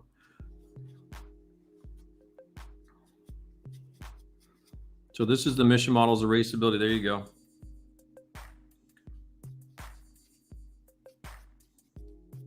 So see how little water is being used? Like you almost don't even see the surface, not even wet, but see how I've already started to do stuff with that? It's controlled. You can see how delicate. I'm just kind of just letting those bristles scrub across. I'm going in the direction of the air travel mostly. And it's just picking up kind of, and see how see how it's burnishing the mat. Remember that P38 photo, boys? This is the stuff of dreams. This is going to lead into some magical endeavors. So I'm just getting a little bit of kind of directional scratching in there. Just it's subtle, tone on tone. I'm not trying to get super cray-cray. We can go a little bit more abrasive on the wing, on the wing root edges, wing edges, wing roots over there, right? Oh, so bad. I'm always on camera. I forget shit so much. Get a nice little wear and tear along that edge there. Now the only pisser with the black primer under this, even though you can see it, you can see I got a little bit of a kind of a gnarly scratch. Oh, I had a piece of lint in there. It's a piece of fuzz coming out of the paint. Let's just kind of, so you can see how wet that was right there. See how little water this takes. So to the conversation in general, notice on the paper towel, I'm even doing this subconsciously, constantly drying this out. See how there's almost no water right there?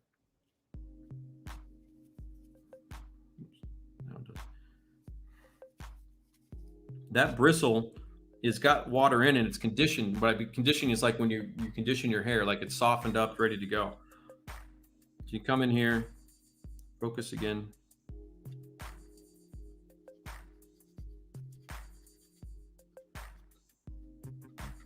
Kind of trying to get little different scribbles and scratches around here a little bit. Now this is probably out of the norm for any kind of combat aircraft. This is getting too much, but just to show you. But what you can use this on is like, say that was the edge of the cockpit. You can come in along here. And if there's aluminum underneath that, you know, kind of deal. See how I burnished that little hatch cover right there?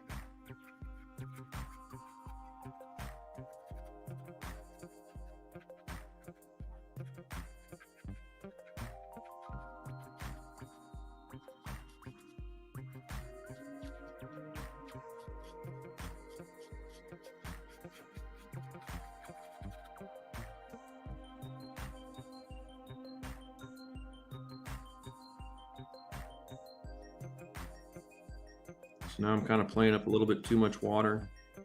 Maybe getting some kind of just, you can probably come off of the ejection chute holes right here too. Probably get a little crazy around the muzzles.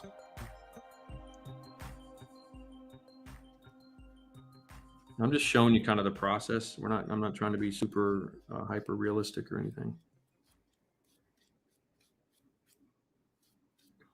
You can probably get a little bit of distemper through that paint. Of that landing gear's gonna be right here, that wheel's gonna be right here, so it's gonna be throwing up stuff under the bottom here a little bit.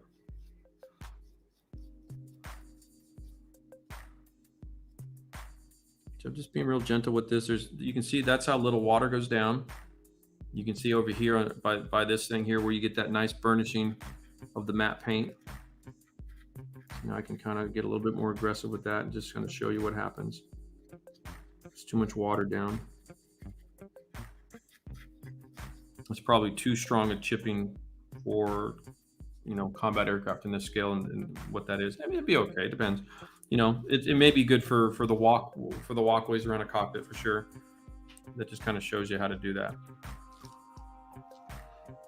But you can see right away, even just through this process. That'll focus a little bit. See how you get in the various, like around the wingtip up here, just kind of the polish sheens a little bit.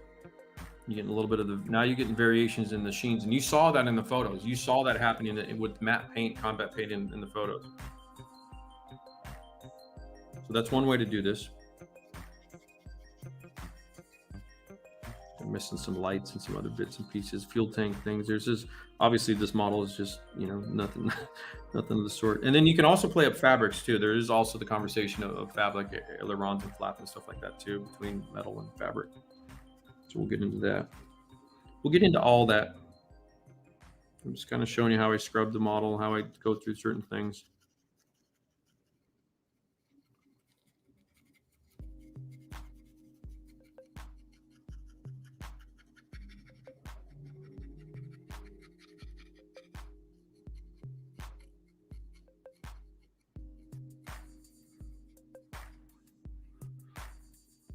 Yeah, so that's pretty nice.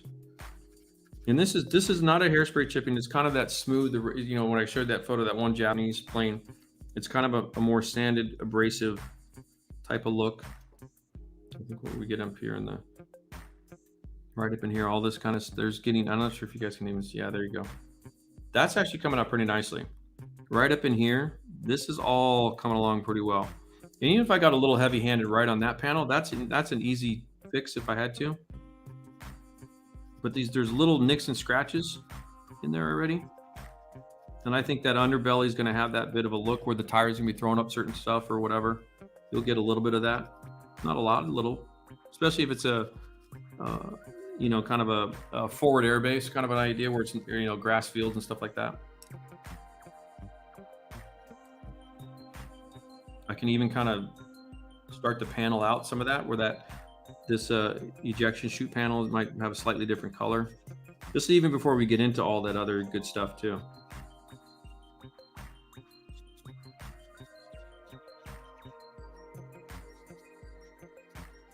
But you can see the brush kind of burnishes that paint a little bit, gives you a nice variety. So this is where, you know, I'm probably cart before the horse. There's a couple pathways here. You know, you'd want to get the markings down depending on how you want to do that. If you're doing decals or sprayed markings or whatever it is. Now on the gray side, you're just not going to see this because there's no contrast.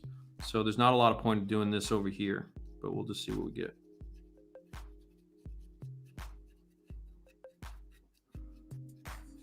This might actually look a little bit more like chipped aluminum or worn aluminum, if you will. I'll do the same kind of basic principle idea. Go with the airflow, and I'll poke my head up here in a second. Get to the chat, because I do want to spend, we're a little bit running late, and I want to spend 10-15 minutes on the oils. I can do.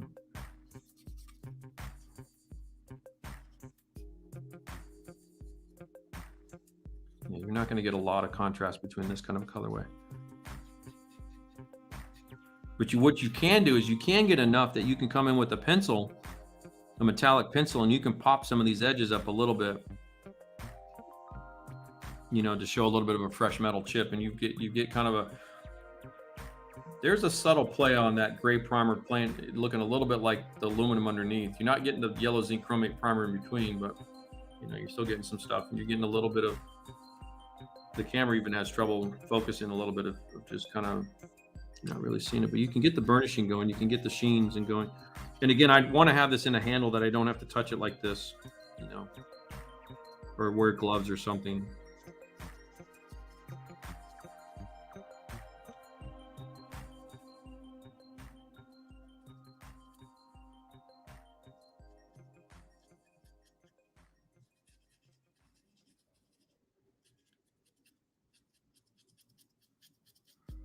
And I've shown you the two different color primers just to kind of show you what happens to your top coat. You get a slightly different look. See, I'm just taking my time with this. There's almost no additional water. I want to get a nice abrasive, worn edge to that cowling here.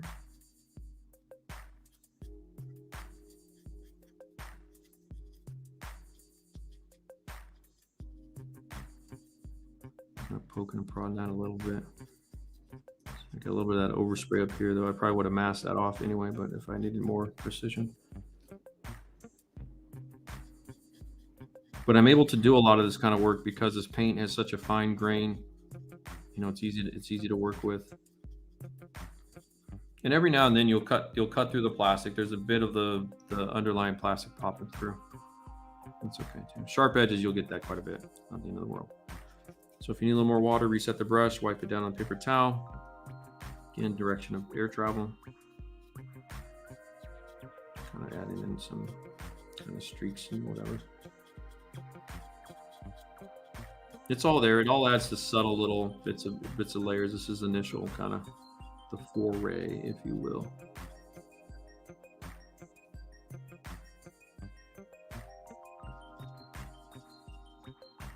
I still never switched to the sound, the music. We've been looping the same channel. So there, I'm starting to cut through the black primer a little bit. There wasn't much sprayed over there anyway. I didn't do a good job spraying that. But we did the side a little better.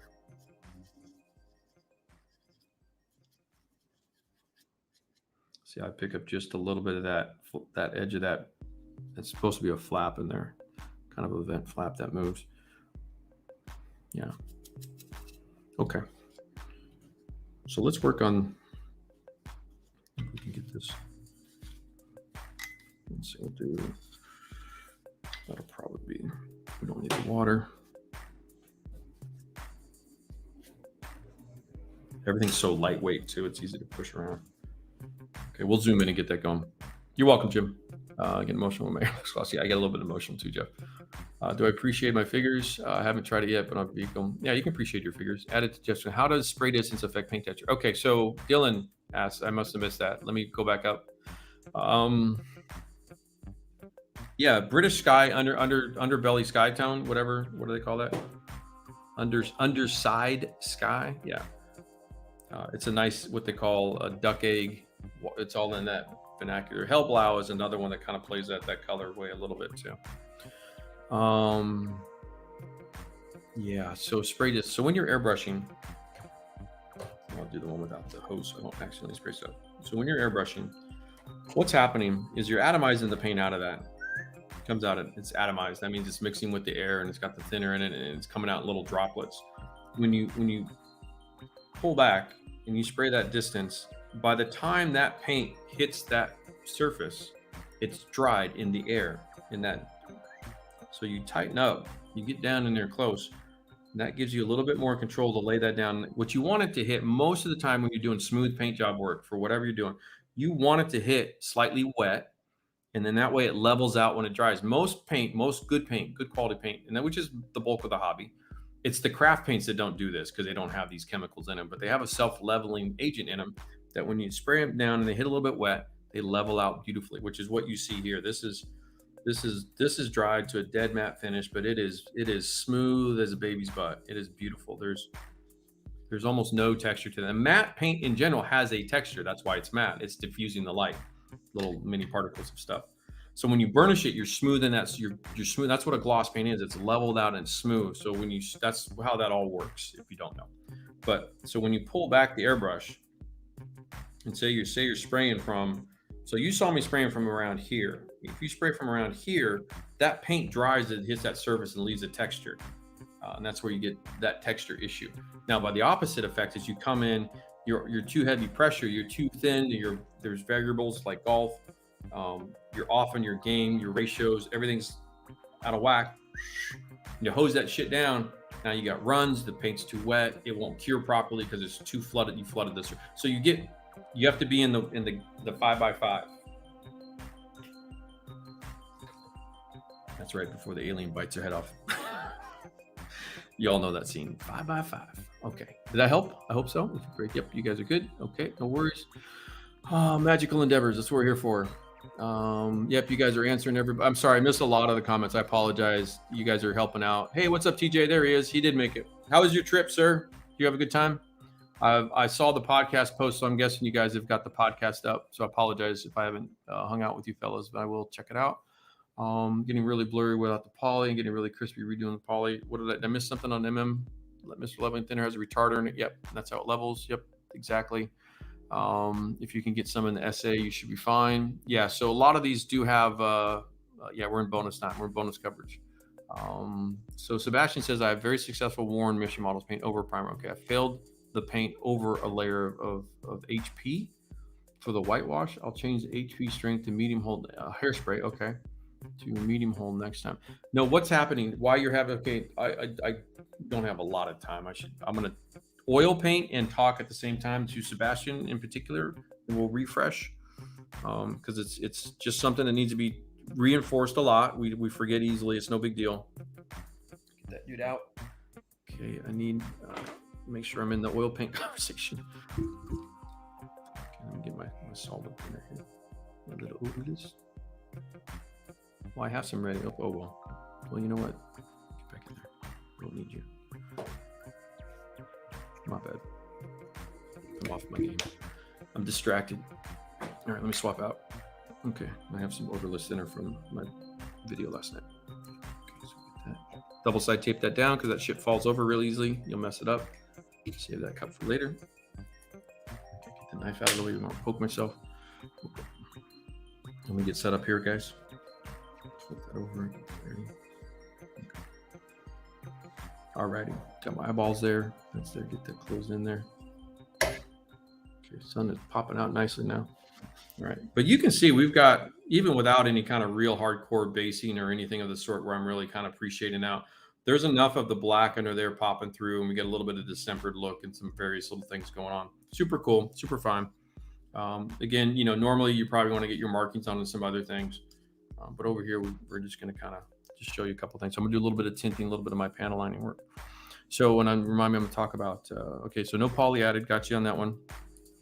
Okay, so your problem, the problem is because you have no poly added on the lower levels, on your lower levels, and also on the upper levels because the alcohol.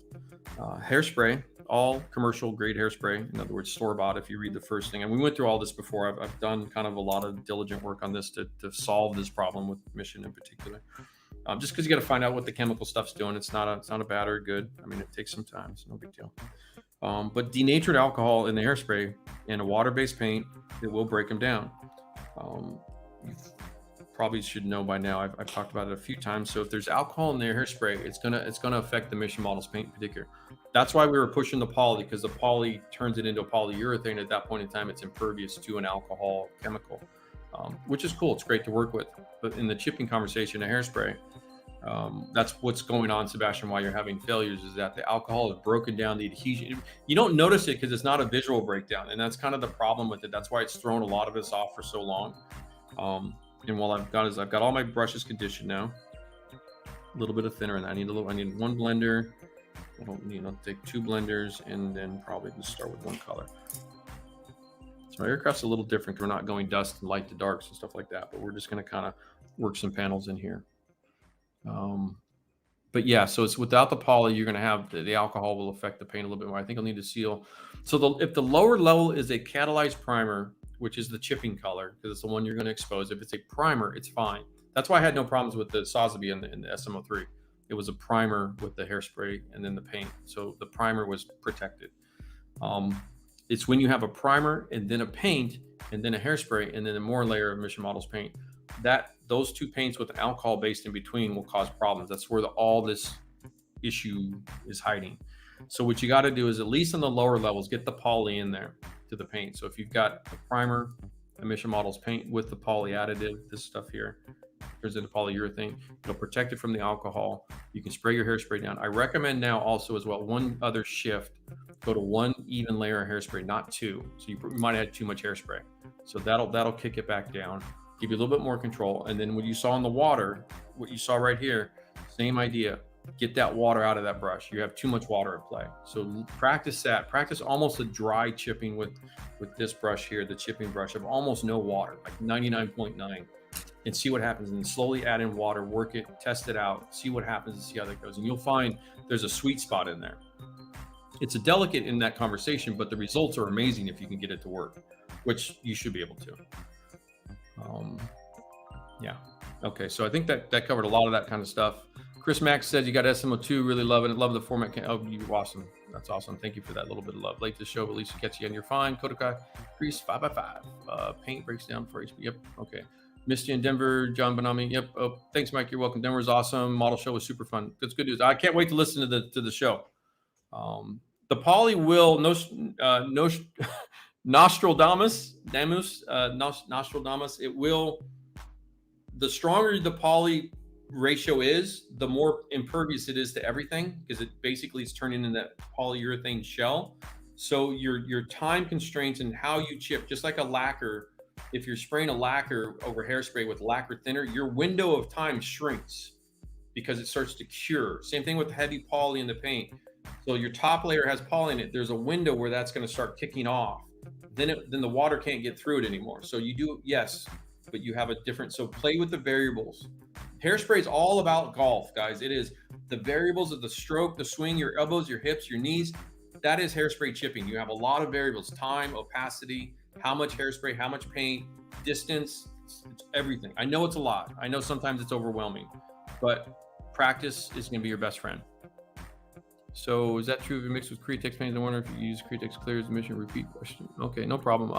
I don't use the Createx products, but yeah, you shouldn't have any problems with that crossover stuff if you have to. I don't know why you need to. There's plenty of other, Mission has all that stuff in there too. Chris Cowley, 100 miles away and heard nothing about it. Fort Collins Club didn't see anything about it. What did I miss, Chris? Where's, oh yeah, no, there's a show in Colorado, the commies show. There was a hobby, model show over the weekend. Is it commies or commies? Like the commie, I can't make a joke today about this stuff anymore. It's just, it's so fucked up. But is it commies? Is the commies fest? Okay. First thing you got to do, Jim, is you got to spray, mofo. So I'm going to kick you in the butt. Get going. All right. Happy to help with all the questions, but let me get some paint done because I'm going to run way late on this one.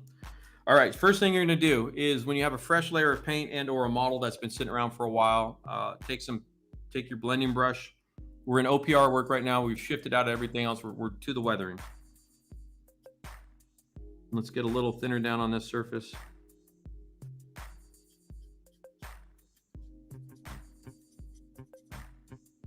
Not much, don't flood it. I'm just kind of wiping this down. This is kind of surface prep.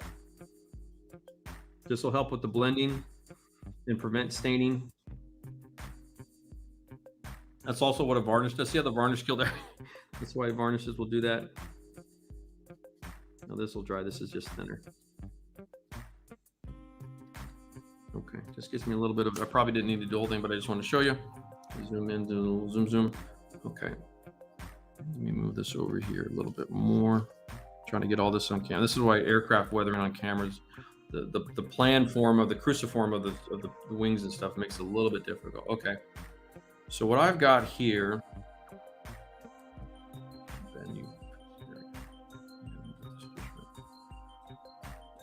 okay.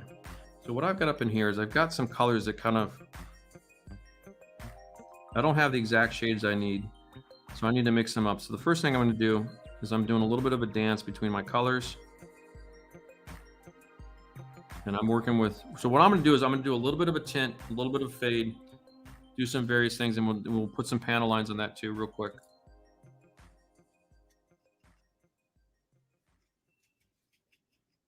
So this is a slightly darker shade to the sky. So we'll go a little bit darker. And the whites into this color, because this color is quite dark. But this gives me multiple levels, if you will. So use this cardboard palette as your blend, as your mixing thing. You know, don't be shy about it. Get this going. And what I'm trying to do in the first warm-up phases of this is kind of develop a color that I think I'll be happy with. Now I don't recall the Tempest if it has metal flaps or ailerons or whatever they are on that plane. But we're going to go in the context of there's a differentiation in colors between these two and then the main body in here. I'm using my paper towel and I'm checking the ratio of paint to thinner. I want a nice workable paint. And I don't know if my color is right at this point in time yet. I haven't checked it yet. So what I want to do is I want to discolor these panels right in here. And I don't know where I'm at with that. So let me get in here and kind of see what I've got going on. So the first steps are a little bit kind of again, it's a warm-up phase. I actually wiped all the paint off the brush. Hold on, let me reset this. I did so much mixing, I actually got all the paint out of the brush. Let me kind of add more. Okay, there we go. All right, give me something to use. Let's see what I got. Okay, so I've got a panel line here through here. So this whole section right here is a panel. And then I've got this little hatch right here as well. And then I've got that light that I didn't ever put in apparently.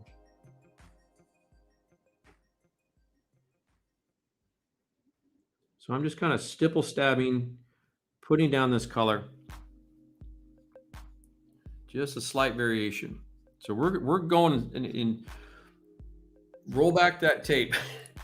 If you recall, I said I use the same palettes, the same brushes, the same products on aircraft, gunpla, armor, all the same. What I'm doing is manipulating those tools to do what I want. So right now, I'm trying to distemper this paint out. I'm not trying to go for armor weathering on my aircraft. That's not what I'm trying to do. I'm trying to basically replicate the things I'm seeing in kind of in a general context for you of what I see up on these kind of things. This is what I'm looking at. This is what's in my head. So I'm kind of doing some things up in here is really what I'm just some colorations, variations in the color with the oils. So I'm getting the paint down on the surface first. Got a slightly darker version of it.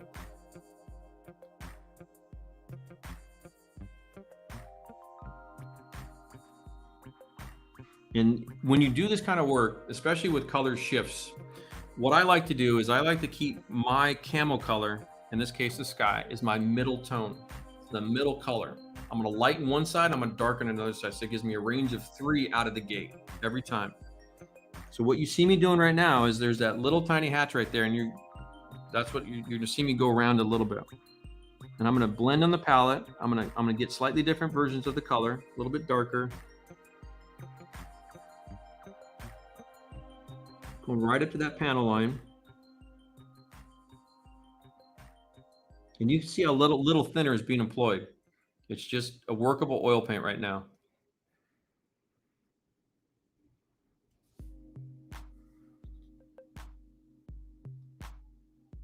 And this is why you need your brushes nice and crispy sharp. I can go a little more thinner. It's a little, almost too dry. Blend in so well. Around that hatch light a little bit more.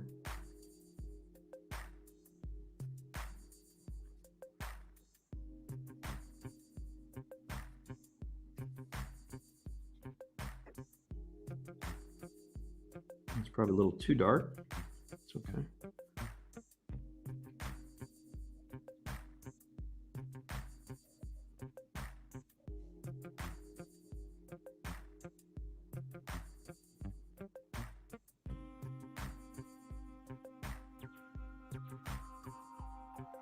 So what you see me do here, again, you've heard me talk about this a couple times, is I'm pushing my brush mostly in the direction of air travel. I'm trying to get most of my distemper kind of look to it, kind of in the flow, the airflow a little bit. That kind of keeps it, what's the word I'm looking for? It kind of looks natural, if you will. Red one's a blender, switching to blender. Gonna reset it a little bit. We're a little bit dry, so I'm gonna go a little bit, probably a little bit wet with the blender. Just getting a little bit of let me just show you what I'm looking at. So I've got, there's thinner in this brush, but see how it's not wet, but you can see the bristles are conditioned and ready to go. There's enough thinner in there to work with. And if you don't believe me, then what you do is you go onto your color paper towel. See how there's thinner on the brush. But that's what you want to look at. You don't want to flood the surface. Your biggest mistake out of the gate is you're going to go and you're going to put too much thinner down. It's going to wipe it all away. You're gonna be like, oh shit, now what do I do? And you keep repeating this and it just becomes frustrating. So I'm just doing a little stipple blend, kind of pulling that color down through that panel. I'm trying to stay within the other panel lines. This kind of softens it up a little bit. Plenty of thinner to work with. So see how I kind of just blended that in?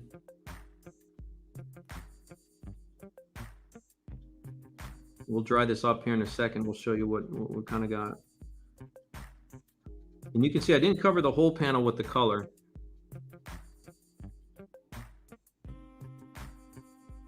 Now, will this take a lot of time sometimes? Yeah, this could be a tedious endeavor. But I'm also trying to teach this and show this, so I'm kind of going really slow, if you will. Not on purpose. I mean, not to slow the program down, but just having to talk about it really slows it down. Do a little hair dry.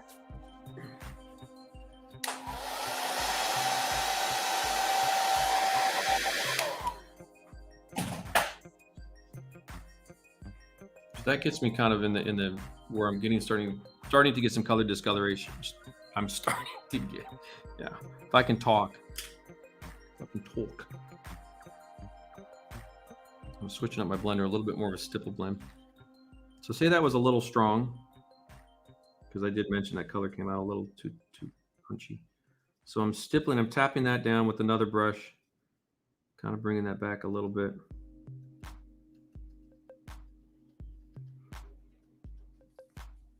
And by, off camera, sorry.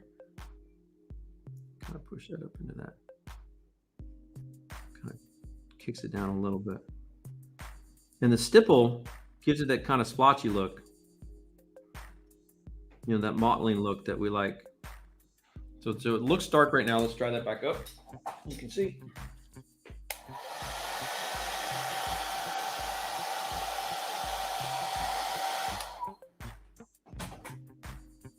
Blow my brushes all over the place.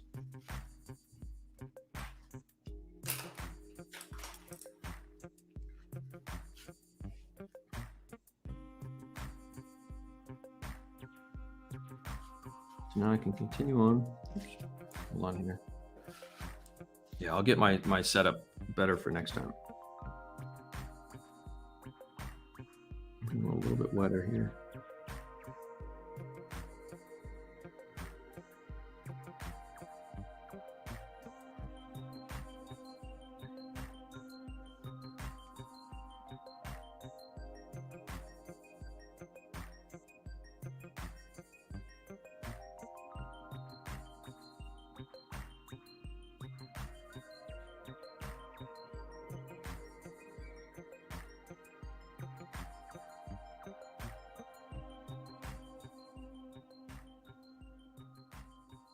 So I'm almost repainting this a little bit.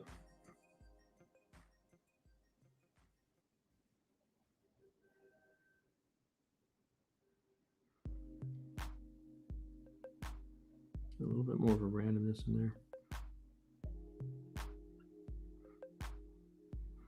Now I'm showing you on the underbelly of a thing, and this is not going to be accurate to sky color weathering per se. So, you know, there's a little bit of just kind of a, you're just kind of seeing the techniques at play right now. This will be more for kind of what we're going to do with the olive drab when we get to it on the Black Widow. I'm just kind of quickly stippling this through just to speed up a little bit.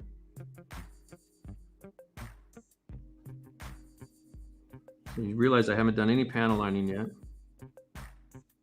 Clean this up over here a little bit more.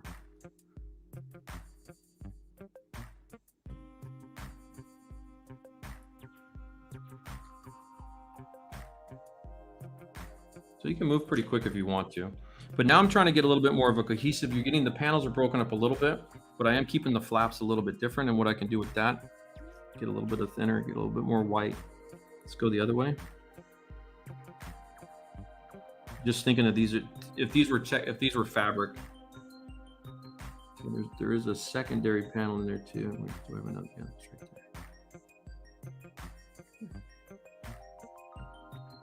So I'm going to use, there's a little bit of a rib panel in there. I'm going to let that be the regular sky color, and I'll get to you guys here in a sec because I have to hustle. It's a little, you can see a little bit, see how juicy that was? You can see how wet that is compared to the other previous ones. It's not the end of the world.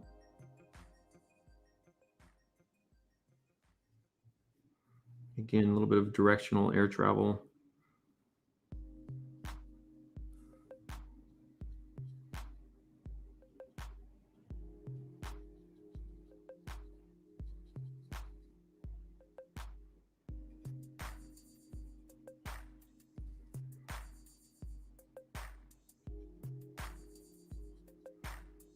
Now I'm going a little bit fast, so I'm not as precise as I probably would normally be under these conditions, but I just want to hustle a little bit. Trying to get a little bit, just kind of a random variety to that.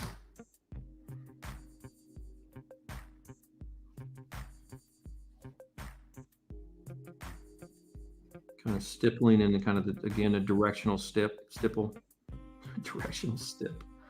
What's up, Stip?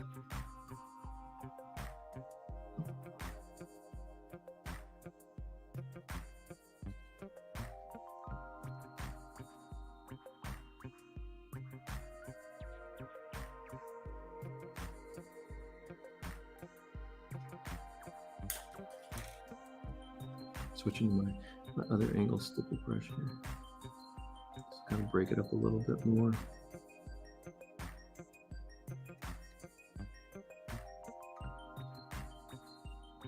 And if you had ribbing and stuff like that, you can even, you know, you can come in and you can highlight the raised part of the rib, and you can kind of put you can put a darker shadow color right in between that. Hold on one second. I'll get to you guys in 2 seconds. I don't know if there's still nighttime. I'll see you later, Dave. Yeah, I kind of went a little bit long on this one. So now what I'm gonna do is, let's go, got a little bit of a dark green here with a little bit of a dark gray. And just a smidge of raw umber. So I want to make up kind of a panel line color. It's got a little bit of green in it, just because the sky color's got a little bit of green.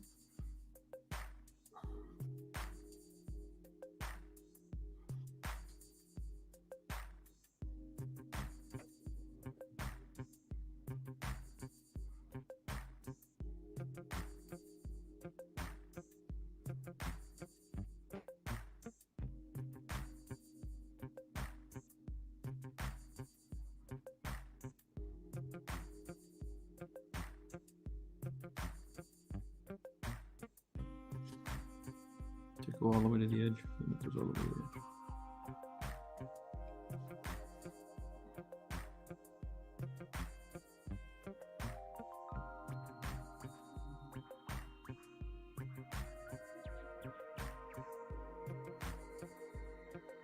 Just a smidge of flow. I don't have too much capillary flow going.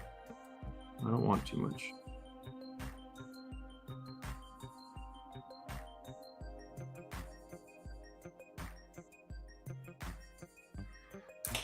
Okay, let me get a real precise blender. Real sharp, crispy one. See how sharp he is.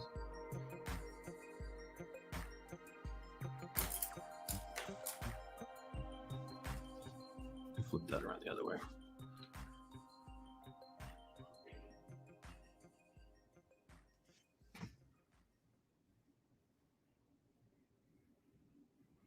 There's almost no thinner being employed. There's a little bit, but not much.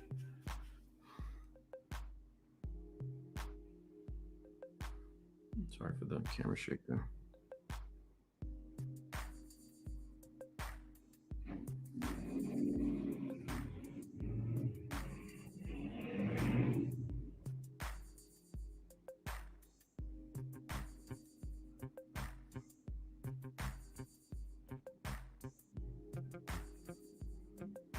Just kind of pulling some of that color through.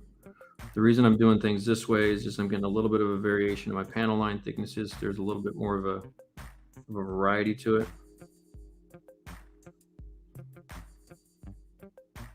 Still jogging the same airflow.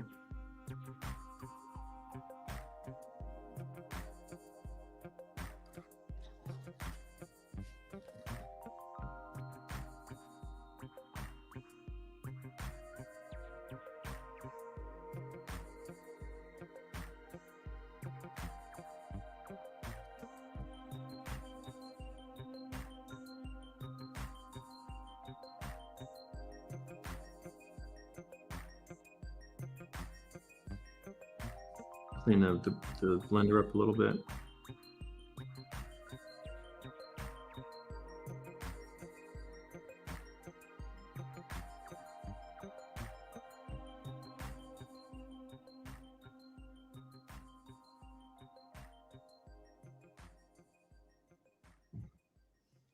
Oops, kind of wiped too much away there.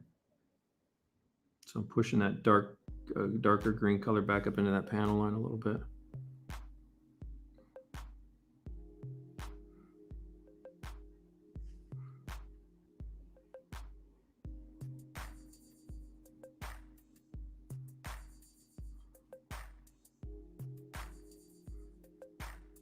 I'm going to reset the blender, wipe it up, get more fresh thinner.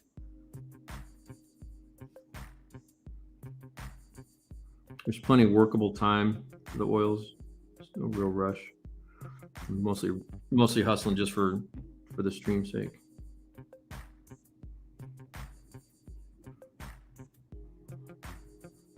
I'd really like to have this like in a nice handle setting so it doesn't move, so I can really set this up and do this properly.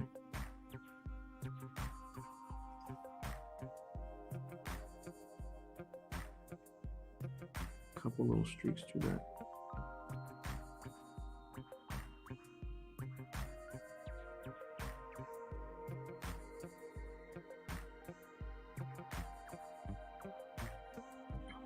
And I'll get to you guys in 2 seconds. I apologize. This is head down work. You got to pay attention.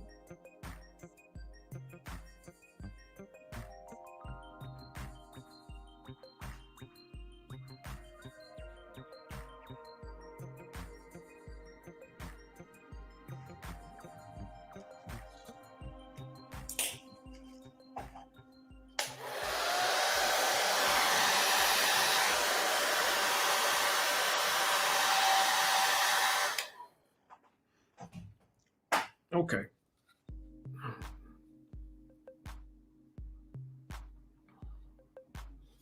It's a little sloppy. I got to clean up some of that a little bit more. You can kind of see what's going on though, as you rotate that through. See how we got a little bit of, the tinting, and if you go back and watch all that, how quickly that kind of happens. So this is a little sloppy right now, needs to be tightened up.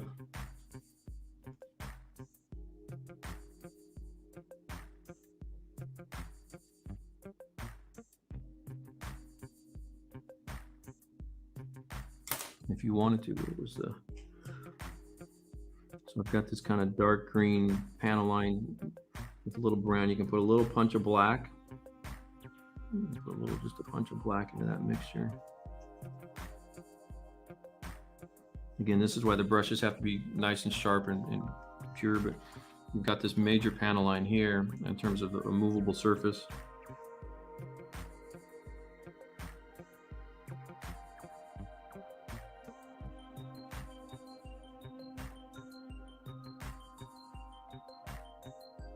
You can see why I started with a little bit of a lighter panel line color.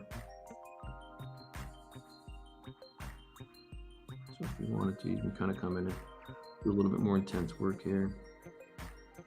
These guys are probably going to do.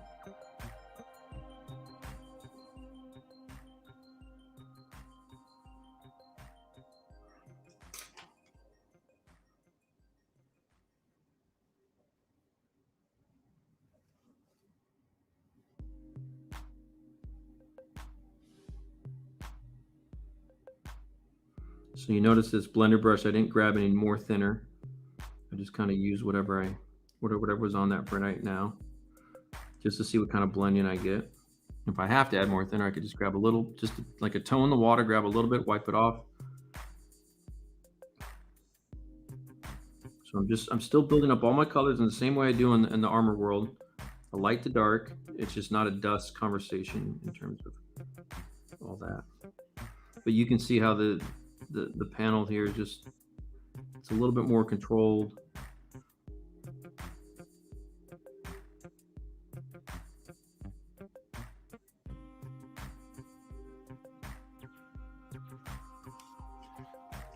I'm kind of intensify. See, I've added a little bit more of an intensity under there.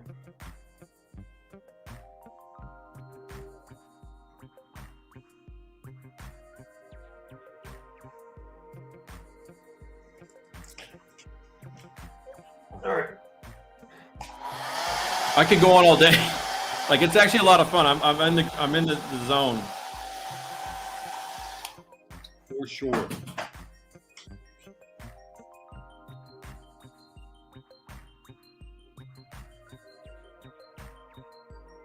Kind of tighten that up a little bit. There you go.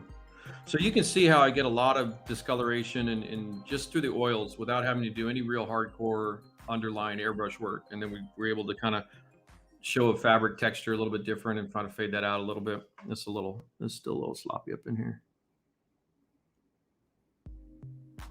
That's why you need good sharp brushes for this. The KINGART brushes, all that stuff. That's why I do these. And if you wipe away too much, you can always you can always go back and add a little more color.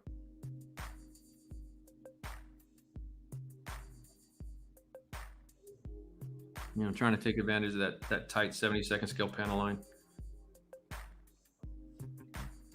That's probably the first legit aircraft weathering I've actually done on stream, like real aircraft weathering. Yeah. So not a lot of references in terms of, I was making that up a little bit as I go, but just using the colors I had. So, yeah. Hey, what's up, fellas? Hello. Hello, hello. We're live. Oh, sorry. Okay. Keep rolling. Yep. You guys good? No, I gotta bounce. First off, I haven't eaten. It's 4 o'clock in the afternoon. I haven't eaten yet. What I missed, Corey? Yeah, you missed a bunch. You're good. I talked a little bit about the fresh bottles of paint too for you, Corey, back when I was airbrushing. So you watch that back and get a little information. But that looks good. This is paint, gentlemen. So that'll dry out and it'll be fairly well protected. We'll get into the varnishing conversation and decals, and we'll get into all that too. This is mostly just a technique demo today, you know, just kind of showcasing. We'll continue on with the Tempest. In the meantime, I'll prep the Black Widow cockpit and kind of move it along so we can get to this part for real, and then incorporate this schnizzle pie for real and how that works and what goes on as kind of the first foray into hardcore aircraft painting and weathering RSP style. Any final questions here? 2 hands up. It's good that you keep track of all that shit, Jeff. Thank you. Thank you for just right up the butt with the finger with no lube. Just, I love you. It's always pointed out. Oop, I just jammed my hand in the ochre. Let me get this dude out of here. It's a big palette of oils. It's always in the way. But anyway, I kind of like that. I think that went fairly well.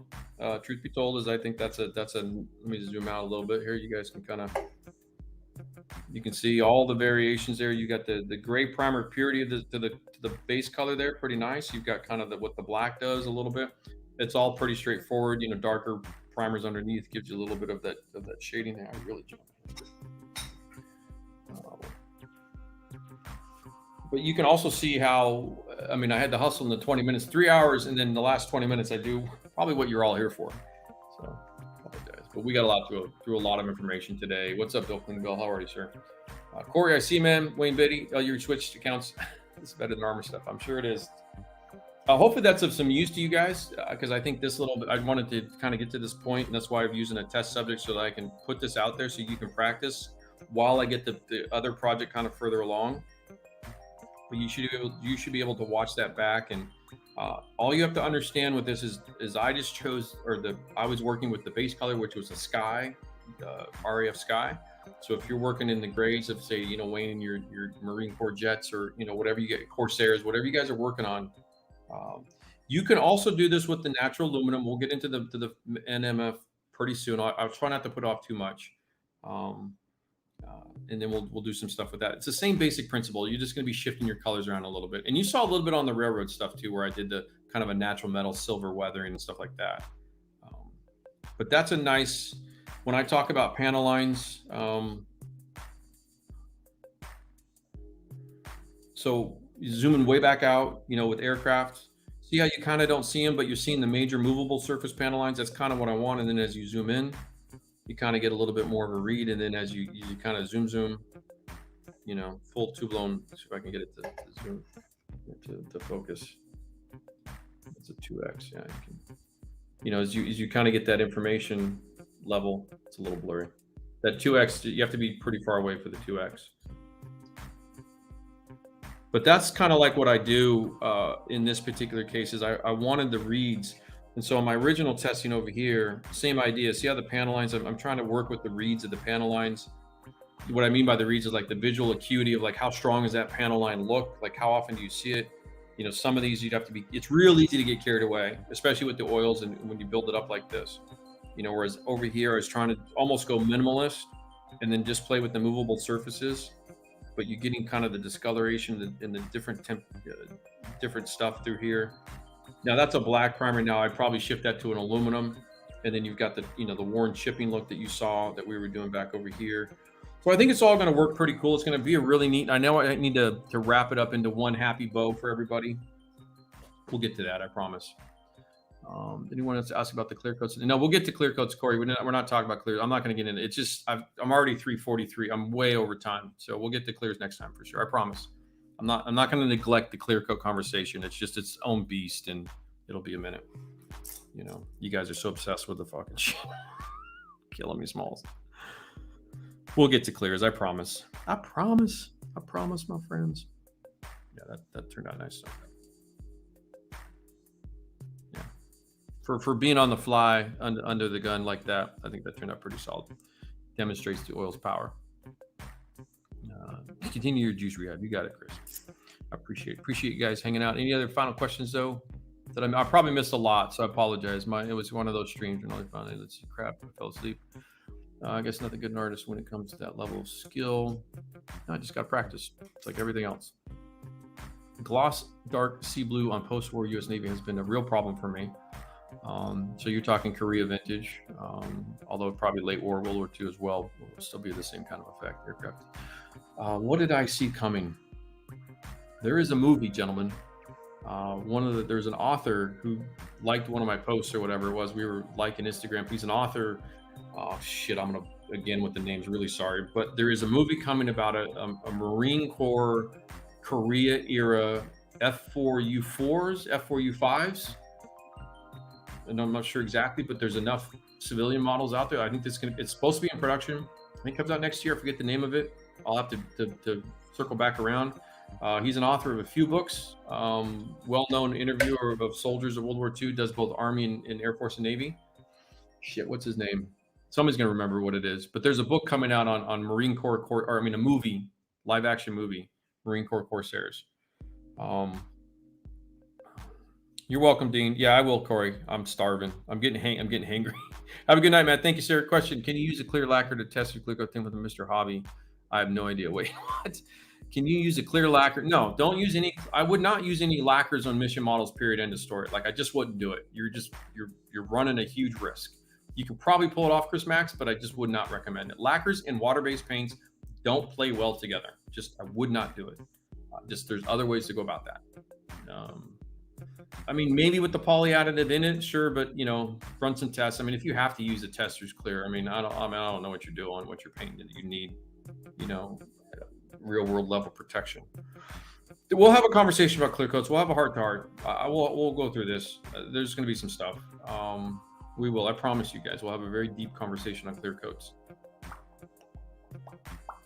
But yeah, Stephen Wheeler, there is some stuff. But yeah, Navy Birds black, natural metal finish. All definite future topics for sure. We will get to that. I do have a Hellcat. I do have an Edward Hellcat. But we're gonna what else? Tommy is not great baseball. Yeah, I'm trying not to roll the jokes too much on the current events. Just being sensitive to those people. It's not a good situation. How does it use poly for erasability? Yeah, so we guys. Okay, we caught back. All right, guys. Looks like I caught most of the questions. You're welcome, Stefan. No, it's not Ambrose. It's a young guy. He's a younger gentleman than Mr. Ambrose. He did the book on I was just looking at it like last week. It's the Pershing guy that the driver, the commander, whatever. There was the crew of the M26 Pershing, the end of the war that fought the Panther. There's a book on that one. He's done a book on Korean War Squadron, Marine Corps Corsairs that they're making a movie out of apparently. Yeah, Ambrose has passed away. That's what I was going to say. No, it's not Ambrose. It's somebody. It's on the tip of my tongue, and I apologize. We'll remember. Don't worry. We'll bring it back up. Is it the Apple TV? Yeah, there is the Apple TV one. Is it for Apple TV? No, I thought these were feature length because I thought he's got a couple books that have turned into scripts and storyline. Anyway, I'll figure it out. I'll remember. It's really cool. Adam Makos, yes, because he bought one of my books. That's what it was. Thank you, sir. His brother Brian brought him a book from RSP. I signed it for Adam. Adam Makos. Yes, there are movies coming out on the Marine Corps Corsair Squadron in Korea is a movie in production currently. I believe they might do the Pershing movie, maybe, but there's also another, maybe a British pilot one too. Maybe he's doing. But anyway, all right, guys, I'm out. This was really good. I think we got through a lot of stuff today. We'll be able to move massive progress in the future on the Black Widow. I'll continue with the Tempest as my test piece because I think that fit in nicely with how I do things. I'm gonna go eat. Y'all can kiss off. It's almost 4 o'clock. This has got to be one of the longest streams. So, yeah. But Adam, Spearhead, thank you, Joe. Thank you guys. You guys, that's what I love you. Been lurking in the squad. Great stream. You're welcome, Officer Mike. I hope you have a good day, brother. We'll talk soon, everybody. My Patreon boys, thank you, Carlos Ruiz, Kyle Hilliam, all you guys, awesome. Appreciate everybody hanging out. Hit that like, subscribe if you want. It'd be awesome. We're gonna go for 5,000 giveaway here real shortly. Still 50 if you're watching. Yeah, we'll be on aircraft next week. I think we're just going to continue on. I've got a few things to wrap up with some armor stuff, and then we'll keep going for a couple weeks on this to push these along. I'm jonesing on this. This was here. We'll end on this note.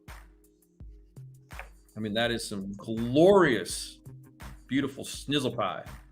We've got a lot to do, lot of ground to cover, and then that there is effing magical. So there's your refs of the day, boys. Gumption. Go get them. Peace out. I will see you guys next week. Take care.